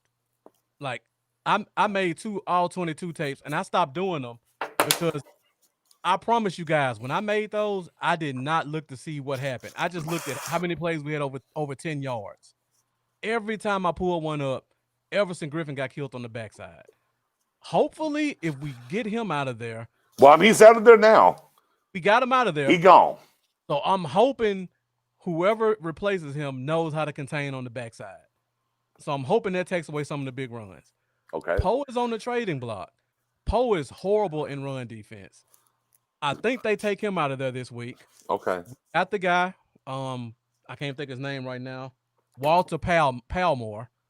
He was on the practice squad last week. I think they bring him up. And you still got and old Hamilton in there. Get a rotation of big boy. Allamore and Woods. I think the run defense improves up the middle better because we don't have Poe in there anymore. I feel like the problems we had were against the run. I think taking Poe and Griffin out prevents the big run plays that have been killing us. And that's why I think the Eagles don't score as much as we think they do. Then when I go to the secondary, I like the Diggs and Fulgham matchup. Fulgham has been doing his thing the past couple weeks. But like we talked about, Diggs has been shut down. So I'm trying to look at this team to see who else can they pass the ball to. And Awuzie comes back this week too. I like Awuzie versus Arthega Whiteside or Greg Ward or whoever you else want to throw over there. So I feel like they don't score 30 because I feel like the defense is going to improve addition by subtraction. The thing that I'm banking on to get us 20 points is the DiNucci magic. I'm hoping that he makes a couple of plays with his legs because and he throws them off. We have this talent at the skill position. If he can buy himself time, those corners are bad. And I feel like we can take advantage of that if he can use his legs to buy time. That's the big if. Other ones I'm confident in, but the big if is can DiNucci buy more time with his legs? Okay. Well, you think Sean Lee's coming back as well, right? We got Sean Lee back. We got Cheeto back. I like it. I just feel like it's addition by subtraction on defense because all of our glaring issues have been Thompson at safety. I'm not saying Wilson's an all-pro, but there's safety. I mean, Parker played last week. Yeah. Woods got benched, man. Worley didn't play a snap last week. Let me ask you this: Is Jalen Smith going to be on the field on third down? More than likely, he will, and that's going to be that's going to be a definite problem. I don't think that's something that'll lose you the game. It's going to hurt us. Poe and Everson Griffin lost us games. Like, if you go back and look at Cleveland and Washington. I don't disagree. I mean, look, and I don't disagree with that. Look, and I wanted, and trust me, and I said it for weeks now that I wanted Griffin off the team. I'm through with him. But on the same token, defensive end wise, it might have been just to his side where we kept seeing those things. They're all crashing. Like I can point out where D-Law was crashing and should have stayed home. Different things of that ilk. I'm tired of seeing Alden Smith at defensive tackle. I don't know what that is right now. I don't know why we're doing those things. And again, when I was talking about Everson Griffith, I'm like, either show me we can do a 3-tech or get him out of here. They just said, forget it. We're not going to show him a 3-tech. Just go. Fair enough. Enjoy your time in Detroit and see what you can do. I don't know. I mean, Sean Lee can bring something to the table. I don't know how many players will have Sean Lee. And we can look at last week whenever they were playing against the Giants. No, the Eagles playing against the Giants. Probably should have lost the game. Yeah. If old boy catches the ball, they lose. But now they found a way to win, and I'm just like, that defensive front for them is pretty good. We're not going to be able to run the ball. I mean, do we think DiNucci's better than Daniel Jones? I mean, is that what we think? Do we think DiNucci's better than Daniel Jones? He's not faster. Look, there's nobody faster in the league than Daniel Jones, is what we learned. Like, even Lamar Jackson apparently is not faster. Now, he might trip and fall, but nobody's faster at all than Daniel Jones. But, I mean, outside of that, just in the pocket, delivering the rock. I mean, now Daniel Jones is a little maybe anemic. I like Slayton, actually. But outside of that, do we really think – we don't know for sure if it's going to be Daniel Jones, right? We don't know for sure if it's going to be Daniel Jones.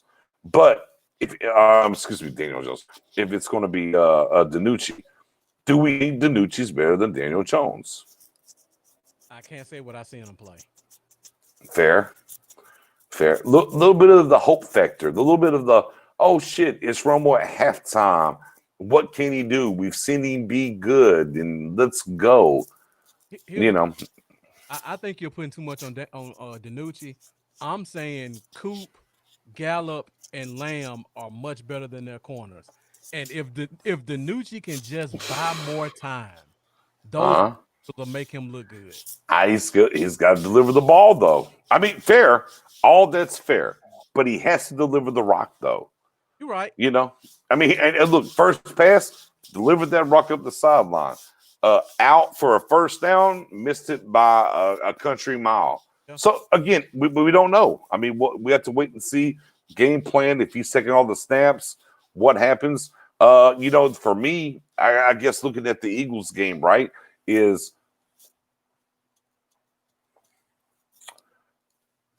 for me, I've always said Zeke is a generational running back. That's what I believed. Mm-hmm. All right. And early on this season, the burst was there. Things were happening, kind of thinking he was. And then we've kind of watched him not completely fade to black, but he's fading. We can talk about the Derrick Henrys of the world or whoever, what's going on. And all of a sudden, it doesn't look like Zeke's a running back that can carry a team no matter what. And I kind of thought he would be. I kind of expected him to be. I don't worry about the pay because people are going to say, well, he's paid like that to be. And then I kind of wonder, is he just a front-running running back? Is that, I mean, if things are good, things are happening, it's eating 2 fists in the playoffs and whatever, because everyone said, oh, well, this season, Peter, look at all the injuries. Look what's happening. Well, I can go back to the Rams playoff game, and he got blasted a couple times, and literally the only reason we were kind of in that game was because of Dak and the superhuman effort that he gave, because Zeke didn't give us nothing. And the guys were blocking pretty well that game. Wouldn't be the first time I have to eat crow. Yeah. But I'm starting to believe, guys, I'm going to have to start eating some crow about one Ezekiel Elliott. I hope his mom's not watching. I don't want her to come for me. She's a savage on Twitter. But as much as I've been a backer of Zeke and everything else, I'm starting to wonder. He's not quite generational, I thought. And that worries me as well because we have a young quarterback make plays with the feet, looking with these guys going downfield.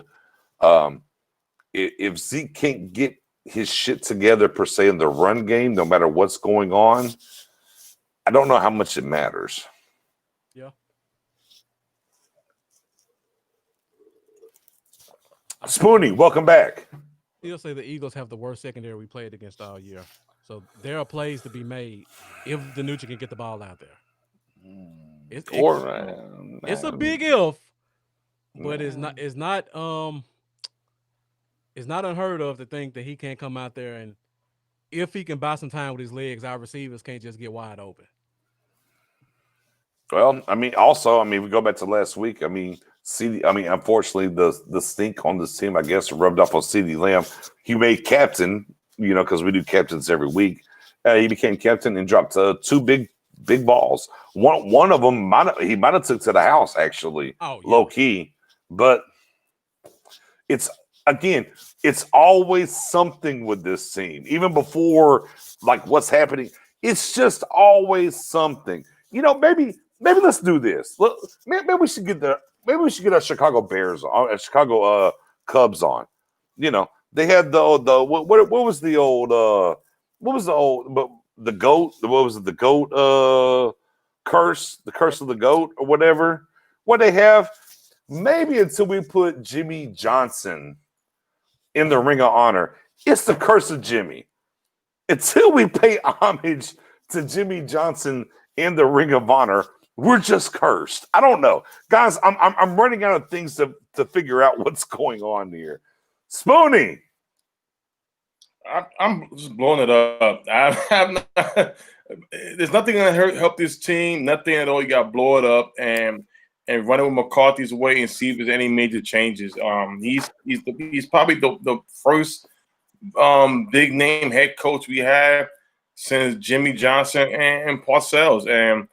And we know what Jimmy did. We know what Parcells was on his way doing. I'm just waiting to see what this guy. This season has nothing for me. Listen, granted, we only a game and a half away from the NFC East. Granted, this is an evaluation year. They know what they want. They know where it's going to lead to, and that's just it. There's nothing that can be done to save the season unless, God forbid, the football guys gives DiNucci or Dalton the globe, and the offensive line the glow, and all of a sudden, bam, we back in it. Other than that, I don't think it's going to happen. I think that management sat down and came up with a conclusion that we may be picking the top 5 in the NFL draft. And right now, the best thing to do going forward is evaluate the players that that we want to keep next year, and let's see how our draft class would do. That's it. Other than that, I don't see anything helping out. Listen, we can score a touchdown against the Eagles. We can get a close game. It's NFC East rivalry. We definitely can. But I just don't. At the end of the day, until that offensive line gets settled in, and until we see either Dalton or DiNucci delivering that football on a constant basis, if each drive is only one pass completion. Yep. That's about it. So when you see that, it's over with. It's done. And they know that. And again, the ticket, Trevor Lawrence is the ticket. Jerry's the businessman. He sees dollar sign. If you get Trevor Lawrence here, you are sold out of the stadiums for the years. The highest paid, the highest selling jersey. All right, you're gonna have. Listen, I love Dak. No disrespect to Dak. He worked where he's at right now, but like I said, I'm just keeping it just real. All right, Spoon. All right, let's pivot. We're 2-5. What's the record for us this year? How many more games we got? 2-5. We're 2-14. I was gonna ask that question. Not one. No, the only game we may win, like I said in the last show, is on Thanksgiving. That's about it. We got the Steelers. We got Baltimore coming up. Shit. We got. It's not gonna happen. It's not gonna happen. Listen. I have never picked the Cowboys to lose a game. I picked them today to lose a game. How you feel to lose? I'm just. Well, I mean, you just picked us to lose the rest of the way. Yeah, maybe one game. Well, maybe just one. Look at the schedule right here. We'll beat the Bengals, right? No, we're not beating the Bengals. We're not beating the Bengals. We're not beating the Bengals. We're not. Listen, everybody. Who are we possibly beating then? The Redskins. The Giants. No, the Redskins. Hey, the football team. Stop it. Oh, the burgundy and gold team. Bro, we're not beating them. No, the Giants, maybe. We barely beat the Giants, and Dak got hurt that game. The reason why I say we're going to beat them is because at the end of the day, it wasn't like – I'll say it like this. Their defensive front, we know what it is. Maybe by then, the offensive line will be a little bit much better. We'll have more of a game plan depending who it is. We could beat the Redskins. Here's the thing. When it comes to the Giants was going score to score with us back and forth with our starting quarterback there before he went down. When it comes to the Redskins, if CeeDee Lamb would have caught that pass, took it to the house, you never know how the game would have went. How the game could have went. Now look, next week you got the Steelers, then you on the bye at Minnesota. You got Thanksgiving. You got Baltimore. Not Minnesota. No, that beat Minnesota. You got Baltimore. You got the Bengals. Got the 49ers. The Eagles again, and you got the Giants. It's not happening. It's not. By the time you play the Bengals, you're gonna see Benucci in the game with other young guys, and that's in December. About December, that's gonna be the game for all the young players. Bluff. What's the record? What's the final record here for the Cowboys? On the high end, 6-10. But I'm leaning towards 5-11. Strongly leaning towards 5-11. Which are the three teams? Thanksgiving. Who are we playing? Huh? Thanksgiving. Who we playing? The football team. Oh, man, y'all crazy. We not beating them. But go ahead. Who are we playing? Giants at the end of the year. And the Vikings. Nah. And I got a fourth one. I want to hold it because I think it's gonna be an upset. I don't want y'all to completely clown me on this one, so I keep this one to myself. Sorry. Hey. Well, I mean, we're winning this week according to you anyway, so it's okay. Well, if that's the case, it's 7-9. We win. Who's the upset? Who's the upset? Looking at how this team plays and how up and down they are. Okay. I think if we improve on defense the way we will, I think we got a shot against the Niners. Bad quarterback play there. That's fair. Bad quarterback play there. Defense is injured. No. Michael, no. I'm at 5-11. CeeDee is not winning Rookie of the Year after everything that's happened. Not going to happen. Yeah, no, sir. He would definitely. He had a chance. Yeah, with that year, he had a chance. Right now, I don't think so. If we going 5-11 was my worst case scenario before the season. But I didn't think it'd come to this. Let me say this one real quick. Yeah. I've been picking Dallas every week, except for the Cardinals game. Anybody who follows me in June, I said we would lose to the Cardinals. That and Seattle are their playoff games. And I could just feel those two games we will lose. The way we look right now, I put Cincinnati as a guaranteed loss. That's gonna be their homecoming game. Just like I called the Jets last year, Cincinnati is gonna come in and clown us with that offense. Yeah, we're done. Listen, it's gonna be more about evaluation. Like I said, if week comes in, don't be surprised you see a change in the playbook. You're gonna see McCarthy run his playbook to Benucci. It's gonna be evaluation. Hey, you may even see some of the 3-4 defense that Mike Nolan wants to put in for next year if he's on this team. You may see that. Who knows? When it's December time is a time to see where your team is at. Okay, let's get a better draft spot, and that's when teams that's tried it. You can't say the word tank. You will definitely see them losing style to make sure they get that good pick. We in November right now, so I'm already listen. If we beat Philadelphia, and Blunt's prediction about us making a big trade, I'll say this: Jerry's not giving up. If we get our asses reamed by Philadelphia, we still may make a trade, depending, who it is. Oh, we're gonna get destroyed by the Steelers. I don't care what happens. Listen, it's a end of the day, like I said. I listen. I picked the Cowboys to win every time, even when I know they may lose. I'm on the offseason roll right now. It's not gonna happen. I'm listening. It's not gonna happen, but I do want to see I'm still gonna support and watch this team every week because I still want to see the young players develop and look forward to next season. And that's it. Listen, we beat the Eagles next to Ben DiNucci. I'm gonna celebrate. I'm gonna celebrate and troll like you know who on social media because you got a lot of Eagles fans who's ready DMing me. And listen, it is what it is. But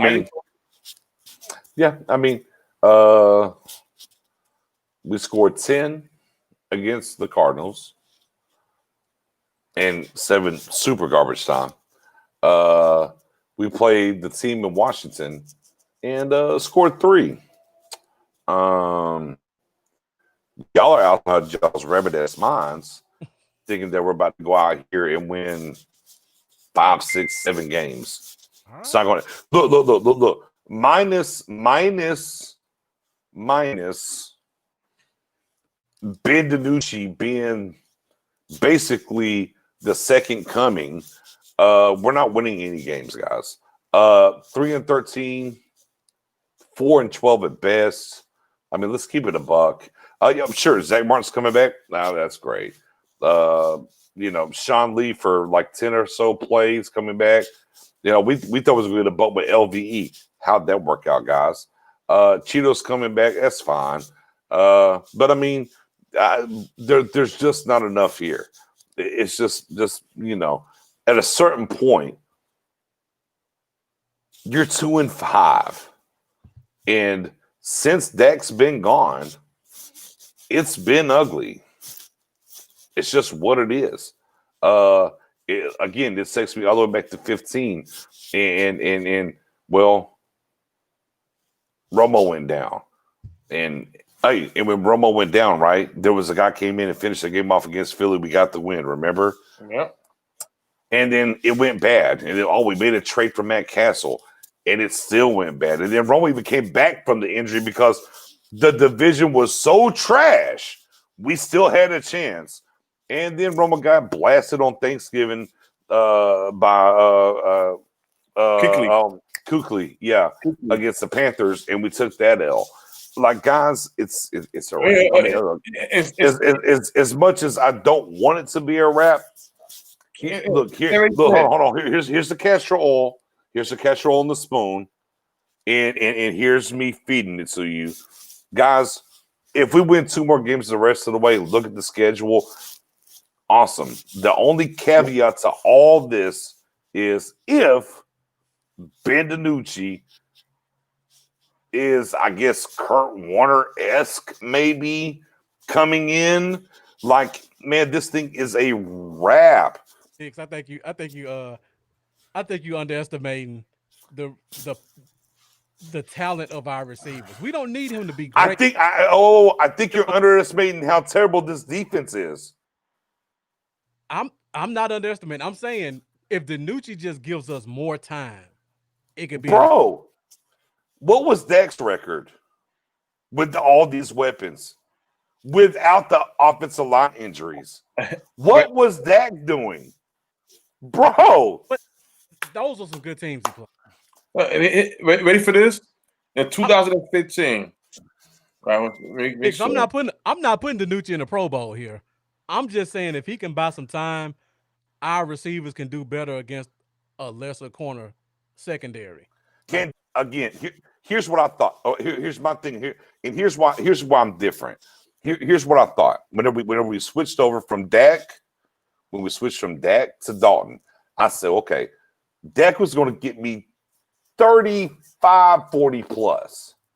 I said, well, damn, Dalton will get me probably 27, 30. Dalton's got me 16 and 3 appearances. Yeah. So you think Ben DiNucci, 7th round pick, can come out here and give us somewhere close to 30? Because this defense is giving up 30 against Philly. Bet your sweet ass. They just gave up 25 to Washington. They've scored 22 times. If they could have got an inch on the goal line on a quarterback sneak, the only stuff this defense done this whole entire year, they're 30. If they make the field goal, they're damn near 40. The Washington team, the worst offense in the NFL. I'm not worried. Look, and I'm with you. Like DiNucci, more competitive, will score more points and do that. Sean Lee, okay. Oh, look, we got everybody back, but Sean Lee and Cheeto. Cheeto makes an improvement. Having better contain on the edge stops every running back from getting 200 yards on us, and getting Poe off the field stops every running back from getting 200 yards on us. That's what I'm hanging my hat on. Teams have been killing us against the run. I think we're gonna see. Mary gave some stat earlier, and I think she said 100 yards. I think the Redskins have been average, or the football team has been averaging like 78 to 80. 70. They had that at halftime. That was why we lost. Yeah. No, go ahead. I'm sorry. I don't think that happens again. That's just me. I feel like if we take Poe off the field and we put better backside contain, with taking Everson Griffin off, I feel like we can lessen the run from killing us. That's not to say we're not going to stop them from scoring 20, 25 points. The run is throwing us. We have literally had guys that never rushed for 100 yards in this league over the past 4 or 5 weeks get 100 yards on it. Hey, look, I love y'all optimism. I'm here for it. I am here for it. I'm here for all of it. Go back and watch that Cardinals game and watch when Justin Hamilton and Antoine Woods were on the field and see how many. Oh yeah, scroll down. Whoa.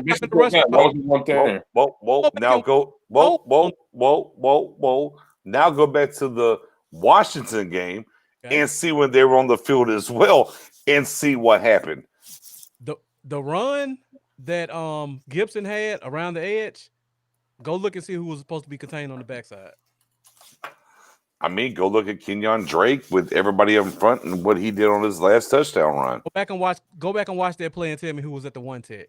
It's Poe. I'm telling you.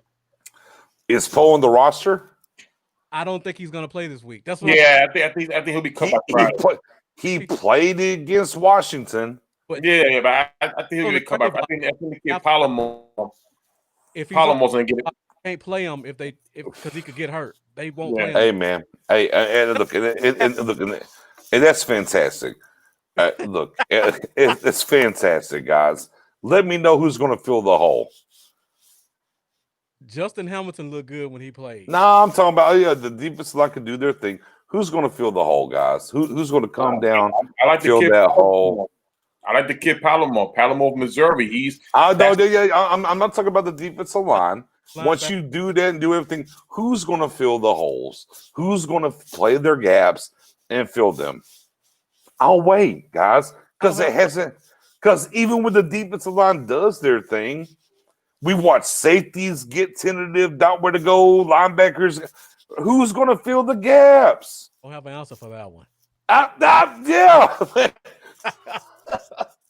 That part. All right, brother. Have a good. We're gonna get out here anyways. Look, man. I mean, we've went way too long. Let me get a couple of these real quick. Stewart says Ben DiNucci, Big Ben, didn't hurt, doesn't matter. But let's take this 20 L against Philly, my man. Yeah, absolutely. I mean, play all the young guys, Mendoza. I'm with you. Gallimore, Ham, Palomore, man, Patty Cake, Baker's man. I don't care. Whoever you want to play in there, line them things up, man. Line them all up, man. Boom. It's so sad. If you had told me the Cowboys would have won a Super Bowl since '95, I would have told you were crazy.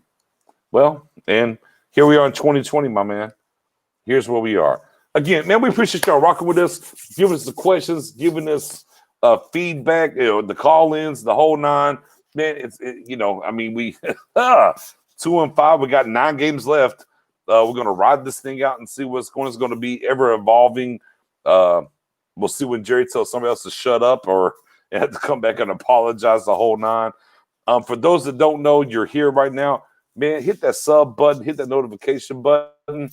I mean, if you're on Facebook, Stargang is the group. Stargang is also a page. Like and follow the page. Come join the group. Get a part of the conversation. Man, we appreciate y'all on every state, every step of the way. Twitter, your _guy_ Knicks. You can find me. I'll be out there tweeting. Spoonie881 on Twitter as well. Yeah. At Spoonie881. You can find him over there. Obviously, my co-host Supreme. He's on the page in the group as well. Marcus, Mr. Bluff City in the building. Appreciate you coming through. Let the people know exactly where they can find you, man. All right. You can find me on Facebook, YouTube, Instagram, Bluff City Cowboys. Thank you guys for finally subscribing enough to get me to 100 so I can change that. Yeah. Somehow it dropped down to 94, but hey, I still got that change. That's all that matters. So on Twitter, I'm Bluff Cowboys. Tomorrow night, 8:30 Central Time, the Cowboys on. We're going to talk about last week's game a little bit, talk about next week's game, talk about some trade scenarios, stuff like that. And then come back on next Wednesday for Victory Wednesday when we talk about the Cowboys and how they beat the Eagles. Hey, look. If we win, send me an invite. I will come on and I will eat some crow. All right. I will do that. I will show up and show out. Man, appreciate y'all rocking with us either way. And again, if you do like what we do, don't just sub and everything. Man, share and tell a friend. Man, help grow the game. That's what we do. Appreciate y'all. We'll catch y'all next Tuesday. Well, me and Spoon probably do it after. Yeah. I mean, I don't know, Spoon. Are we still going to do some after game? I mean, that's like 9 losses in a row. We're going to do after shows still. After the game the little post games. You want to do the post games? Yeah, we can depending on if the Nucci playing, stuff like that. Let's see. No, if it's supposed to. Hey, my boy Mendoza just hit Bluff City. Said, "Hey, let's go, Bluff." The only look, and I will say this: the only 2 guys I've seen for over the past 4 hours has picked the Cowboys to win. Y'all are crazy, but if y'all do it, I'm gonna talk. The straight inbox is coming. Bluff, are you going to the NFL draft? I plan on it. Yeah. All right, we're going. 8-hour drive. If the Cowboys win, your first drink is on me. All right. There it is. On me. It's my first time ever I said that they're gonna lose a game, and I always pick them to win. So, all right.